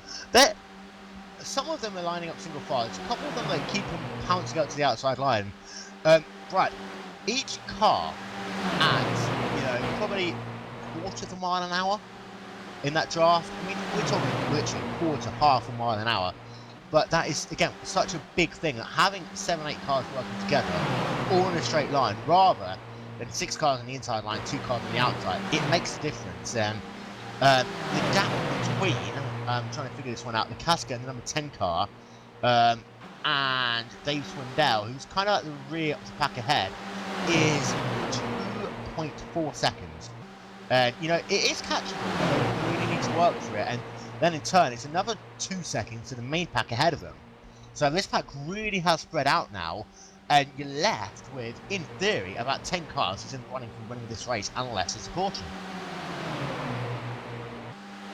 Yeah, you're absolutely right with that. They're running out of time to be able to catch up to this lead pack, so caution is what's going to bring this field back together.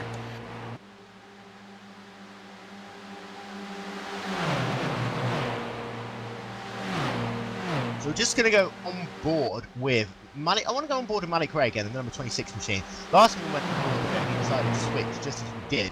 But that number 26 car, it looks as though when he's pushing, the car just gets a little bit tight on the corners. and he's finding it hard to really keep connecting the car, the car ahead. Is that perhaps the reason why he's not been pushing drivers as much today? Has his setup been a little bit too tight behind the cars, and he didn't feel as comfortable working that inside line amongst traffic? Because it looks as though that he's very good in the middle, entering the corner, middle of the corner, and then just on the exit of that car, sometimes it's like to come up high a little bit, and it's not him really cooling his engine down, because he's doing that with straightaways as it is. Well, it could be that, or it could be the driver that he's pushing. I mean, if you don't have a lot of experience with the driver pushing, one little change in their line compared to the pushy versus the pusher, it's going to make his car arc out. And if you don't stay connected through the corners, you're going to have that separation, and you won't be able to get the full benefit of being a tandem. So working lap 166 out of 168 now. You see the 38 machine of Conor Kieser just moving out of the way a little bit there. This is, I believe, to fall back behind Malik Ray. So these two working together nicely now. However, the number 2 machine of Tyler D. Hudson being pushed by the number 4 machine of Dustin Montgomery. They are now coming into the fold. They are leading the second group. I had to say, for Schmidt and Thompson, it is not going their way at all now. The gap is down to 19 seconds, and it was, 22.5 seconds? Less than 10 laps to go. Really not working out for these guys, as Malik Ray was so close to catch the great quarter panel of Dustin Montgomery in that number 4 machine. And, Brad, that was very, very close. Yeah, that was extremely close. Yeah, I think the leaders out front should have pitted when all these guys did, because like you said, that lead of theirs is going down lap by lap, and it's time to pit now if they want to try to get anything back inside the top 10. Right. And Ryan Norton's actually made his way up the field now, and yeah, he's there. It's a silent man. He's now he just needs to find himself a running partner. He's got the number 13 machine for the time being, who he's working with. That is Bill Brown. He's currently sat in the 7th position. I'm going to have to say, who's your guy at this point in time? My guy, number 38, he's been getting a bit of bad press on the text chat, but yeah, I think he's been the most consistent. He's always been there at the front, and he's aggressive. He'll win it. He'll win it. Brad?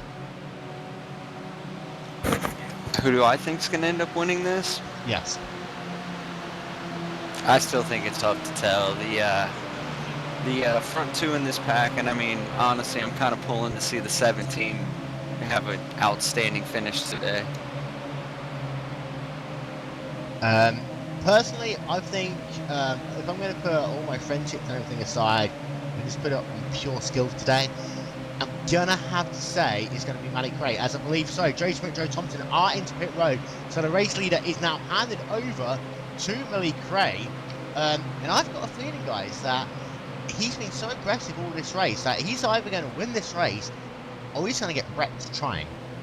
Definitely. I think there's a good chance that the lead car with about 4 or 5, probably 7, 8 laps to go. If it happens within 4, the race will be over. But as I said when I first got in here, that the 2 car, Tyler D. Hudson, that's going to be a car you're really going to have to watch out for when the final lap comes. And I'm just thinking back to the NASCAR World Tour events we've had this year. The iRacing.com Daytona 500, I believe they both finished under caution. The Coke 600, we had that great run at the end. I mean, that was one of the most beautiful 10 laps of driving I'd seen by a couple of drivers there. Ended up under caution. If I remember correctly, the Brickyard 400 did finish on the green flag, but we've not had many of these races this season finish under the green flag. And is that going to play into drivers' mind? Is it going to be a case of, okay, I need to get myself in position with 4 laps to go, with 3 laps to go, just in case?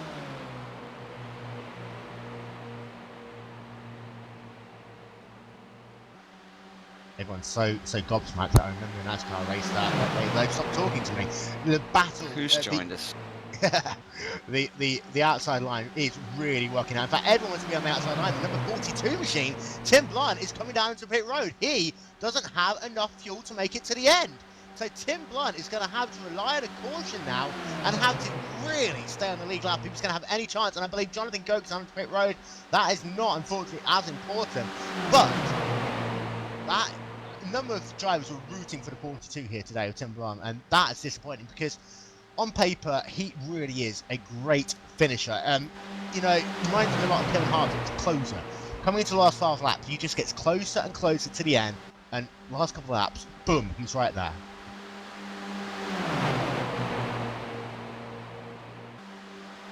Yeah, I totally agree. And we promised it, a bit late, but Mr. Ray Afana, Mr. Two-time Drivers' World Championship, I'm going to call you two-time from now on. How you doing? Hey, what's up, guys? So this past Tuesday, you won your 2nd Drivers' World Championship in a row. 5th place finish at Homestead. You know, you got the job done. It's been an amazing season for you once again. Just take us through the emotions throughout the entire season, especially coming into Homestead, the last race of the year. Yeah, well, I mean, it's it was a great season overall. Won 5 races. Ran well all year, and going into Homestead, I just knew I just had to basically not crash. So, I had a good race there, and got the job done.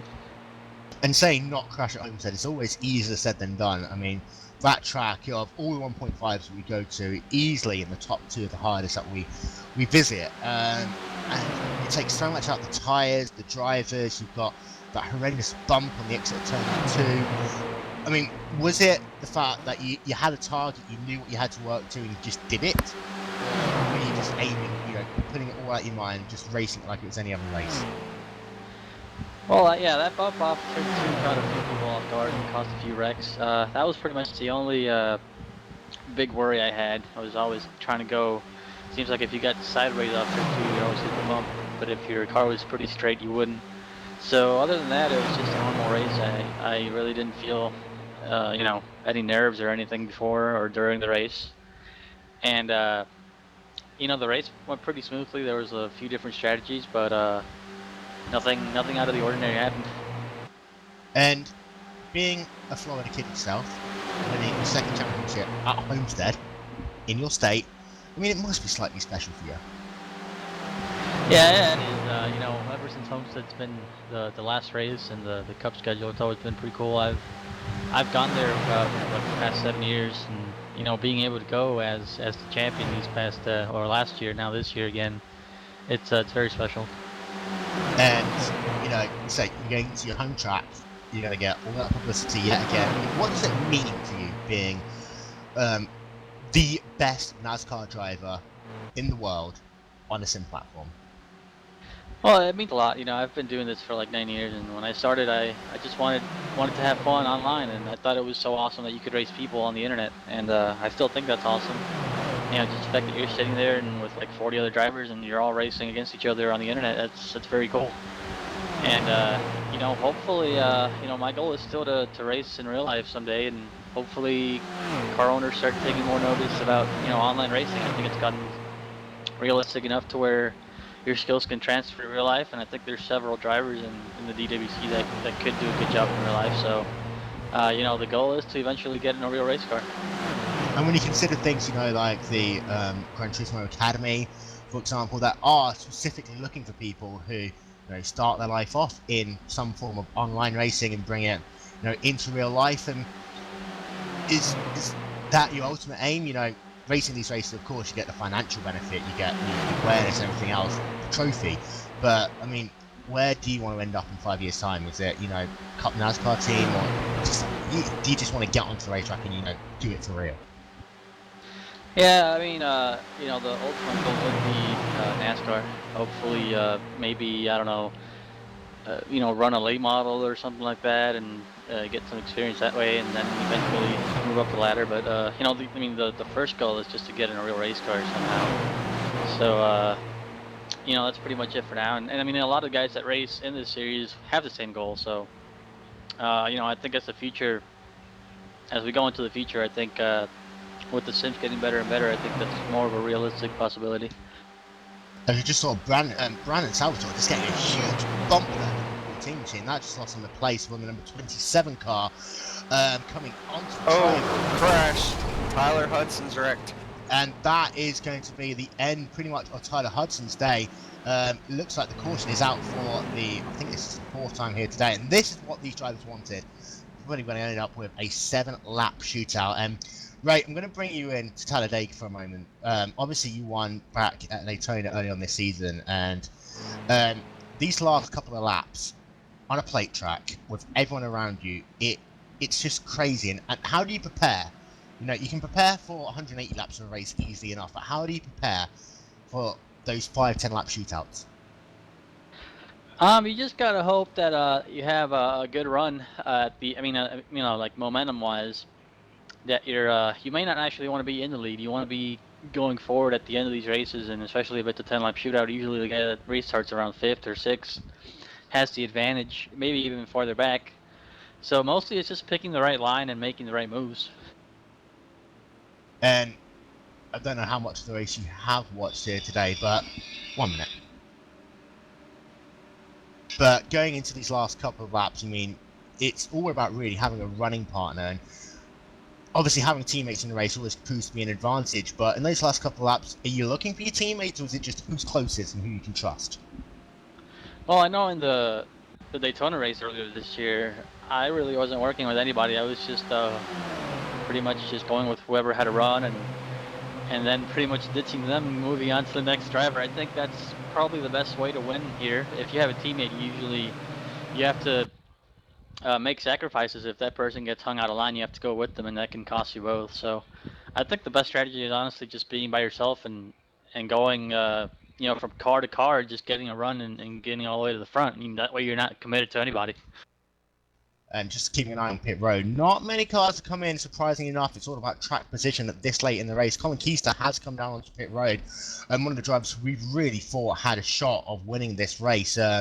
Just a couple more questions, and I promise to let you get on your way. We've got the Pro Series coming up, you know, for season 4.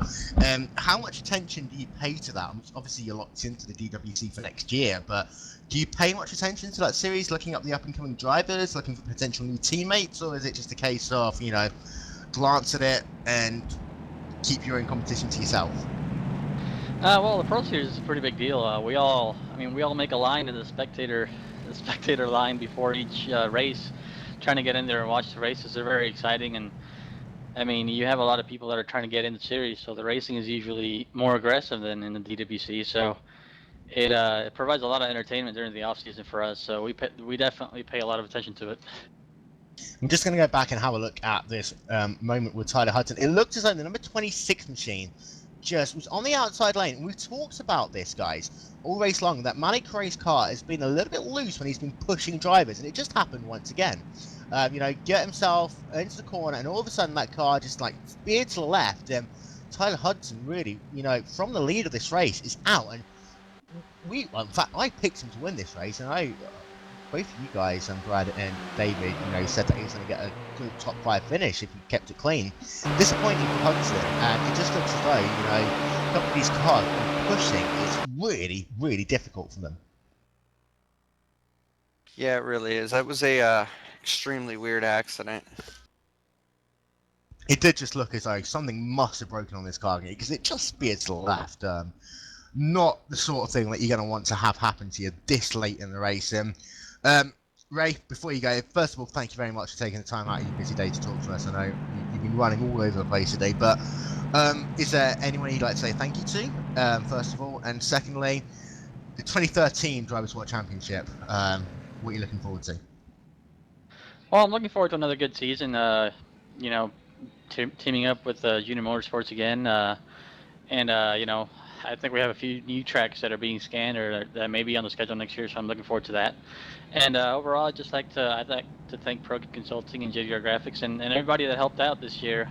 You know, I received a lot of help from either working on setups or my friend Vihar, who sent me his pedals all the way from Hawaii when mine broke back in June. So thanks to everybody for all the help this season, and you know, looking forward to 2013 for a three-peat. Looking to become Mr. Free Time. Well, I say congratulations once again.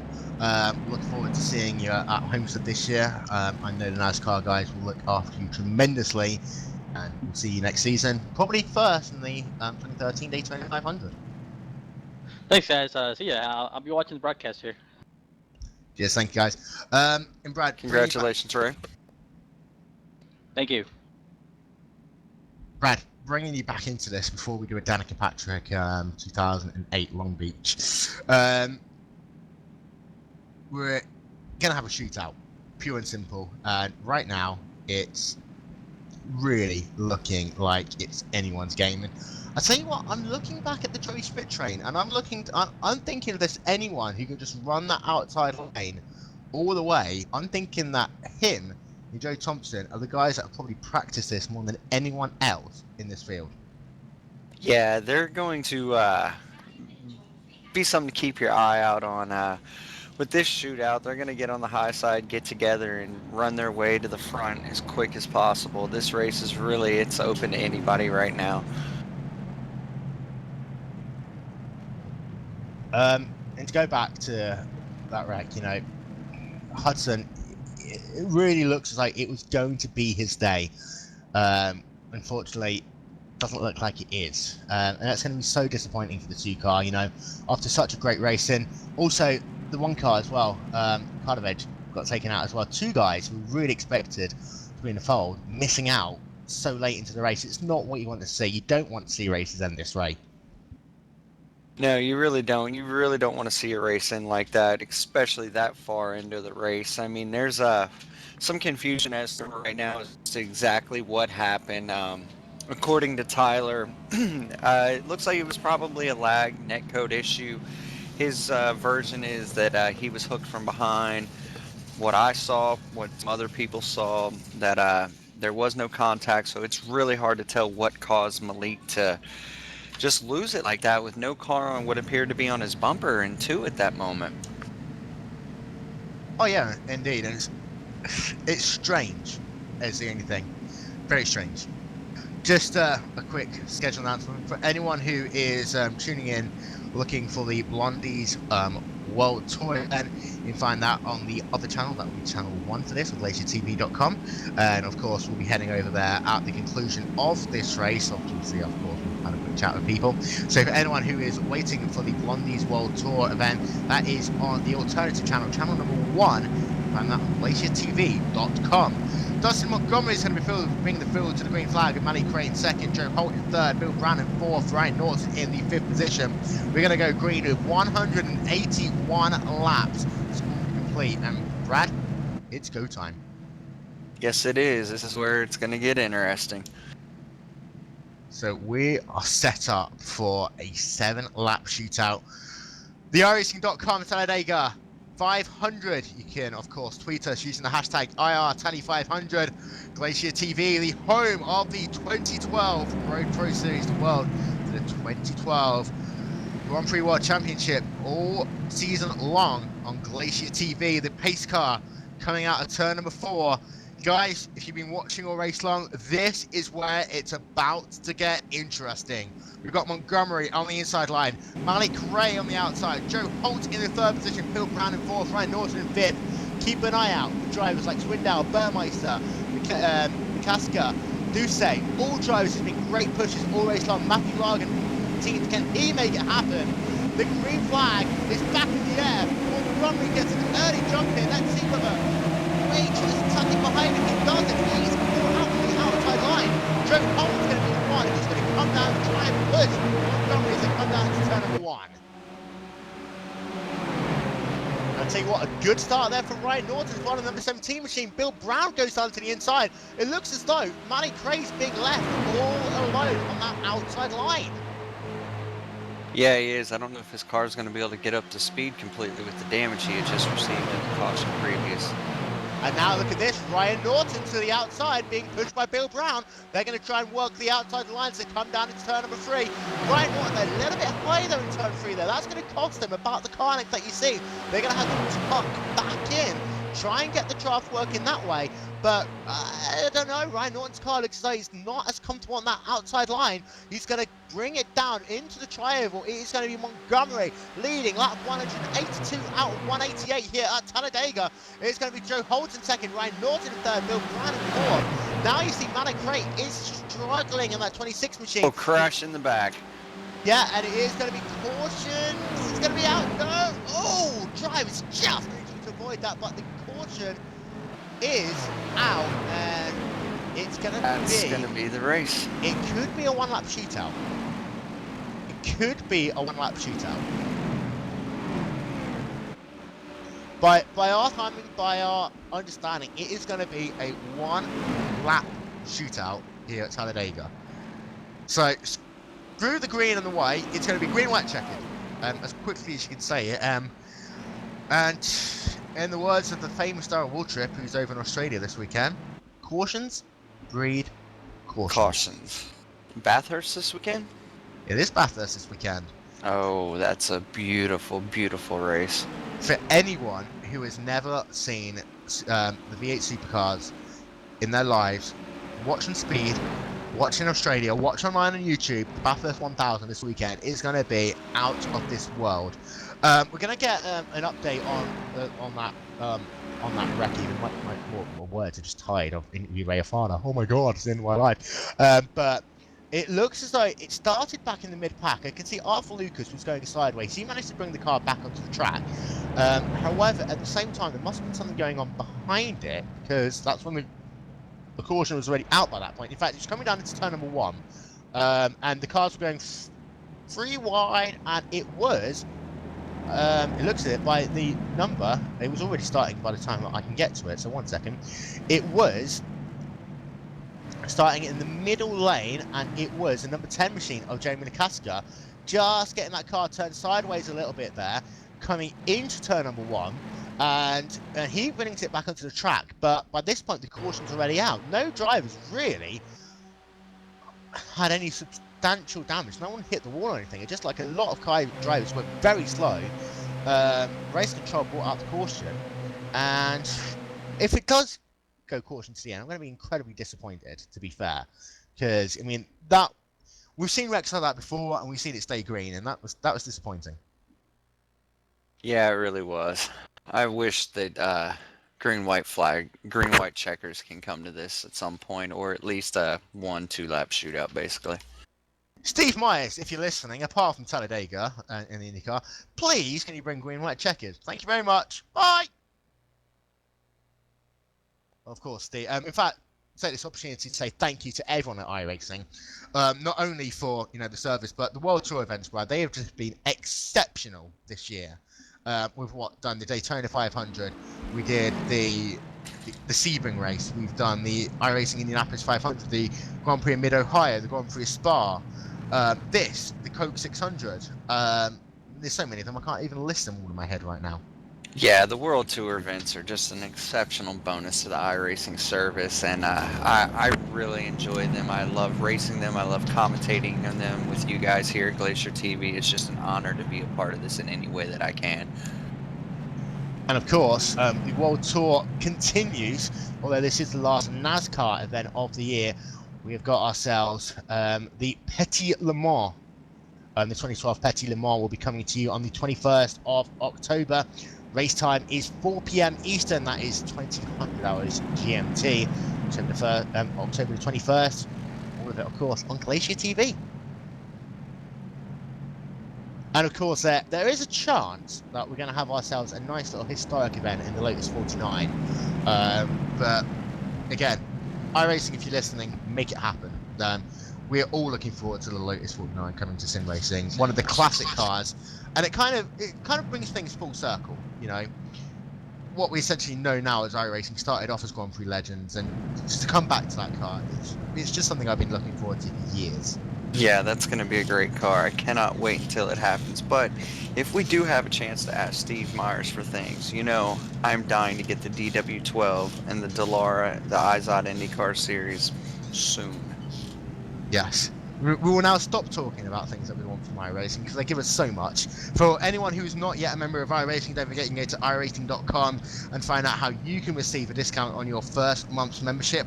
The most accurate racing simulator in the world, only on iRacing. That's my legal obligations done. And Dustin Montgomery will bring the field back to what we think could be green flag racing, which is having an eye on the pace car and Am I right in thinking the lights are still on the pace car on lap 186? So They are on. if anything, it's going to be a one-lap shootout. In fact, it is going to be a one-lap shootout. Oh, wow. This is going down to the wire, isn't This it? is so good. Mr. Englishman David Ward is up and ready for it. I'm ready for it. I'm cheering on. I've changed my mind now. I'm cheering on Ryan Norton for this I one. was going to say the same thing. Ryan Norton is sitting in the catbird seat right now, according to what Darrell Waltrip would say. He's in third. If he can get a good jump and stay with the leader, he'll be right there.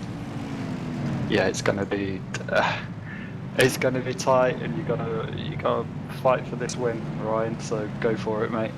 I'll tell you what, it is slightly biased, the fact that we have 3 regulars of the iRacing.com IndyCar series all in the commentary booth.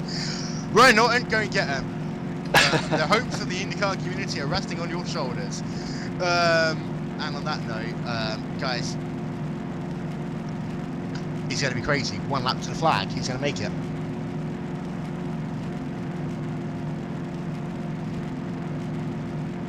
Ryan Norton.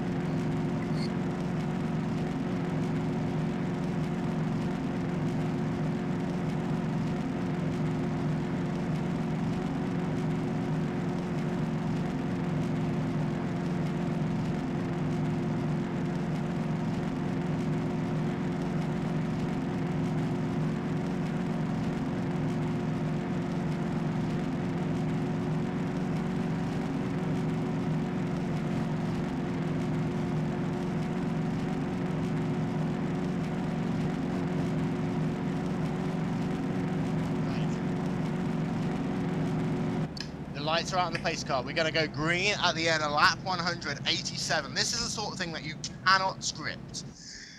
The final NASCAR World Tour event of the year will come down to a 1-lap shootout. It is going to be Dustin Montgomery in the number 4 machine on the inside of row number 1. It is going to be Joe Holt in the number 20 machine on the outside of row number 1. It is going to be Ryan Norton on the inside of row number 2 in the number 17 machine. It's going to be then... Sorry, I take this back. It's going to be Bill Brown on the outside of row number 2 in the famous number 13 machine. And as much as you know who I want to win this race, that number 13 car, if he can make his way to victory, and I think the entirety in the NASCAR community are probably going to love that moment. But the thing that's got to happen, let's not forget, you've got to make sure all these drivers get around the track. And guys, this race doesn't end until you come out of the tri-oval. That is where it's going to be decided. Coming into the tri-oval, it could be anyone leading. It doesn't matter. It's who's ever leading out of the tri-oval. That is the important thing. Guys, you're all set? This is going to be intense. The final NASCAR World Tour event of the year comes down to a 1-lap shootout. Get in touch on Twitter. Use the hashtag IRTally500. That is IRTally500. Some of the other races still going on today. Fuel mileage event going on some of the other ones. And we're waiting for that pace car to make that hard left turn down towards pit road for what will be the final time here today. Dustin Montgomery, this is going to be the sweaty palms moment. He knows that he's not in the best position to win this race. That will be the number 17 machine of Ryan Norton. You can see pacing. At some point, someone's going to have to get going. The number 4 car of Dustin Montgomery now builds up the speed, and we're into the white flag lap here. And the number 20 car of Joe Holt gets a great start. He's going to try and come down the inside now, and he's going to take the second position away from Ryan Norton as they come down into turn number 1. This is Montgomery from Holt from Norton. The 13 of Bill Brown is on the outside line. Now, Norton's going to have to hope that he can work with Brown. They're going to try and look to the outside line to come on turn number 2. And coming down the back straightaway, we've set ourselves up for a drag race. Here we go. This is it. Ryan's got a really big push on here going around the outside. He's just got to hold it and pinch him down onto 3 and 4. It's got 4 cars on the outside line. You've got 4 cars on the inside. It is a drag race with turn number 3 and 4.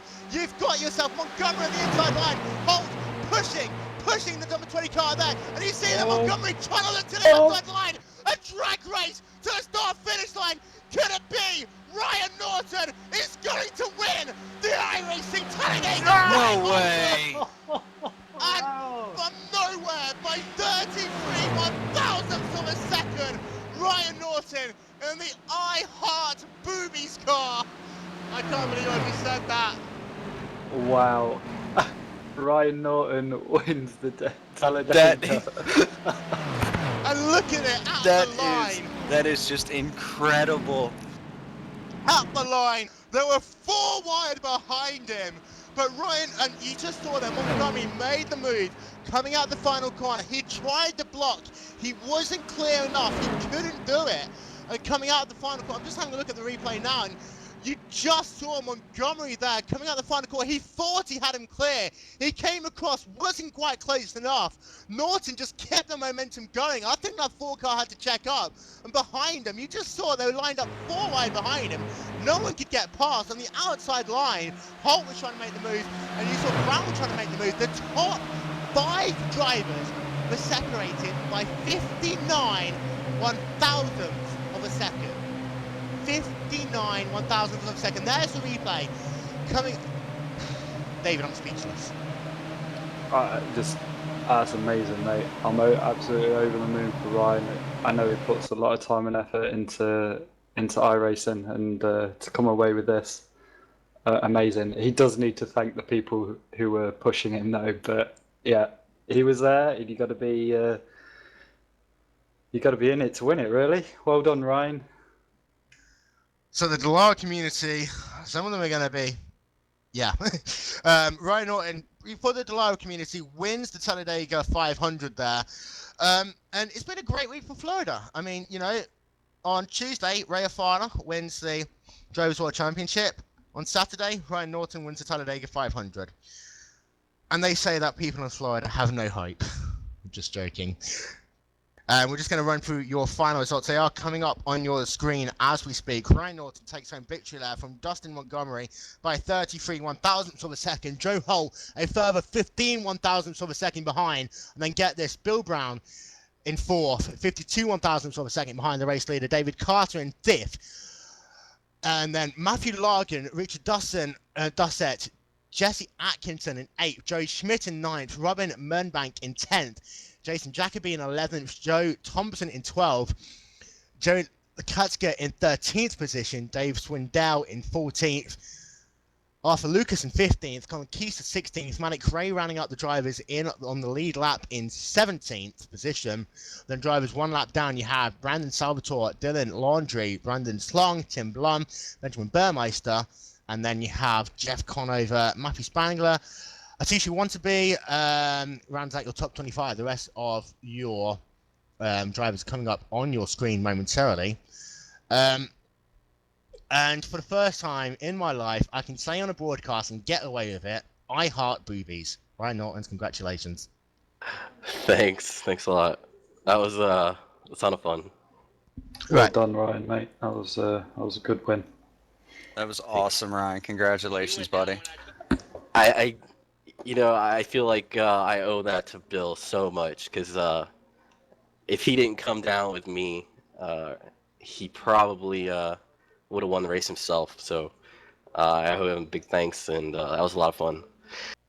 Take us back to the start of that last restart. It looks as though you didn't get the best restart. You had a bit of slow getaway, and it looks as though, once you slot in 3rd in line, were you thinking, okay, this is over? Or was it a case of, okay, I need to hope that Brown comes with me, because Holt's obviously not going to do it now? I wasn't really thinking at that point. I'm just on autopilot, and I knew Bill was on the outside, and I was just hoping that we could get linked up, even for a lap, because we had really worked well together heading up into that point. And I think that slow start was kind of my saving grace, because it allowed me to get a run onto the back of them and get ahead of Bill. And when he got with me, I was really looking forward to seeing the checkers at that point, because I knew it was going to be close. And take us back for the rest of your race. I mean, it started off, not really seeing much of you. You kind of played around the top 15 for the mid portion of the race. Was it just a case of keeping the fenders of that car clean and, waiting for the moment? And had that last caution not come out, would you have actually have been able to, get anywhere near close? Well, yeah, start early in the race. It was just a matter of trying to stay clean, and I was happy 20 to 25th is kind of where I wanted to settle down. And when I was up in the top 15, I was actually a little farther up than I wanted to. So it was just more a case of just trying to stay clean at the beginning. At the end, I felt like we were in good shape because nobody could push to the end. The end being the caution with about 8 to go. I felt like we all had to switch, and we were up there. I think I was running third or second, and me and Bill were working together. So if we had to switch, we were going to be in a position to at least try. We felt like, at least I did, I'm sure he did too, that if you could be up there at the front and get switched with 2 to go or so, you had a chance. So um, yeah, it worked out perfectly. It's one of those things. It doesn't matter how we ended up there. It was perfect. I loved it. Now, I'm going to ask you the question that I'm sure has been playing on your mind a couple of times, but after this, 2013 Race for Pro, you going to do it? That's tough. It's one thing to win at Talladega. It's another to win at a track that is so skill based and even setup based. Um, I would love to. Do I think I would get up there? It'd be tough. Maybe in a year or two, I might have a chance, but um, just have to play it by ear. I would probably say I wouldn't look at it too soon, but I definitely like the idea of racing for pro. It's a lot of fun racing with some of these guys. So um, I don't know how much time we have, but there's 2 people I wanted to thank too. Roger Clark, he gave me a nice paint scheme to run, and Jonathan Goke took the time to coach me as best he could through those last few laps. So it was a lot of fun, and John Porzik helped out too. So I feel like I owe a lot to those guys. Ryan, I have a question for you. What were you thinking on that second to last pit stop when that top 5 went into pit and you were left out there all by yourself? I was thinking I should have pitted there. um, I had 2 laps to go at that point, and the Indy car I'm used to driving a lot. It's everybody really comes down a really predefined period, and I guess just riding around, I had saved a little bit more fuel than everybody else, or just pitted later. So that was my only thought really is I probably should have pitted there, and it worked out though because I think if I hadn't have done that, I probably would have been involved in one of those wrecks that happened not too long after. So, it worked out. I figured there'd be a couple cautions with 30 to go, so I wasn't too worried about it when I got back on track. Right, and that's one thing I noticed when the next pit stops came around under green flag conditions. You and Bill, it seemed you had sought out Bill to find out when he was pitting or he volunteered to pit with you, and that tandem right there seemed to bring you to the victory, man. And great win tonight, dude. Congratulations. Thanks, man. It was a lot of fun. I can't wait to watch your guys' broadcast. That's going to be fun too. And I was going to say, is there anyone actually who you'd like to thank at all? I've given you the chance, but do you want to thank anyone else? You already did, Will. I think I thanked about 4 people there, but I just came into the race and wanted not to cause caution and get like a top 10. So to have this to come out on top, call it luck or whatever. It was a real blast, and if I can share any of it with a couple people that helped me out, I'd be glad to. Yeah, now stay off our team speak. It's that new team. No, it was that new TeamSpeak server. Yeah. Well, Ryan Norton, congratulations. I am the 2012 iRacing.com Talladega 500 winner. See you in Daytona? Absolutely. In fact, no, we'll see you at Pocono on Monday. Get testing. Yes, sir. And guys, that pretty much sums us up for the day now. Final thoughts. I'm going to start with you, Mr. Brad Sanford. A great race. It was an excellent event. Personally, I'm a little biased to see the Delara guy come out and beat these guys in the Cup race at Talladega. Something about Ryan Norton and Talladega, you know. Mr. David Ward. Absolutely over the moon for Ryan. He really deserved it. I know he puts a lot of time and effort into iRacing and the community in general. And yes, I'm being biased because he's an IndyCar driver as well. But yeah, fantastic win. And once again, it just goes to show you can be leading the race from the start, but it doesn't matter. Anything can happen at the end at these super speedway events. And Yoni, very quickly, because I know we've got to head off elsewhere. Anything you want to say apart from that? Because I'm going to say it myself in a minute. Good one overall.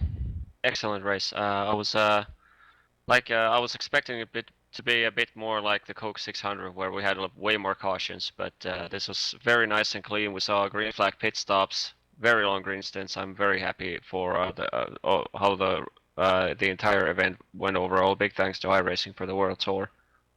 Yep, I'm going to second that one. Big thank you to iRacing for the entire World Tour. I mean, we've been with you pretty much all season long. Only got a couple more events, hopefully, to be with you this season, of course. On the World Tour event, we've got the iRacing Petit Le Mans, which is on October the 21st. Start time at 2000 hours GMT, that is 4 p.m. Eastern Time. That'll be around, of course, Road Atlanta for 2.5 hours with the Honda LMPs, the 4GTs, and the Corvette. Of course, also, we have got ourselves the potential of another World Tour event. Just shout to iRacing enough until they do that one. As well, of course, we have the Glacier TV Proto Ice. This is going to be one of the most expansive Proto leagues ever run.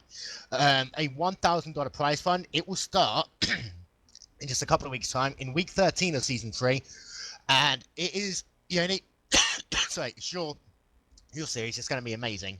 Tell us about it. We founded the league or the cup strictly based on the broadcast we do for Glacier TV. We just all the funds we gathered up from the broadcast are going for the prize pools, and we just wanted to make a cup which simply forces people to really race each other instead of like hot lapping and passing each other in the pits. You're not going to see either of them in this cup, because you're going to see sprint races without pit stops, and every race has 2 sprints, where the second one being the top 20 inverted. So it's going to be a blast. And if you don't know who is going to attend, just to mention that there's 70 attendants, and the races are going to be run with the maximum grids if possible, and 16 of the 70 drivers are pro to DWC guys. And of course, that actually starts in a couple of weeks' time. Coverage will be brought to you, of course, on Glacier TV as part of our Super Saturday coverage. Of course, I blanked about it enough this weekend. Glacier TV, the official home of the 2012 Road Pro Series. I'm going to have to find another way to do it, of course. But the road to the 2013 iRacing.com Grand Prix World Championship all season long on Glacier TV. That just starts in a matter of weeks as well. That'll be every Saturday. Time yet to be determined. Find out more information on iRacing.com. Tomorrow, the ISOWC heads over to Homestead Miami Speedway for the 3rd time this season. This time to the road course, Homestead Miami Speedway. Start time for that will be 5 p.m. GMT. And for anyone who's looking for the Blondies World Tour event, that'll be on Channel 1. We're going to be heading over there now for more enhanced coverage, so you can find out more by going to glaciertv.com on that one. For myself, from Yodi Backman, from David Ward, from Brad Sanford, and everyone here at Glacier TV, been a pleasure and an honor once again. Thank you very much. See you later. Good night.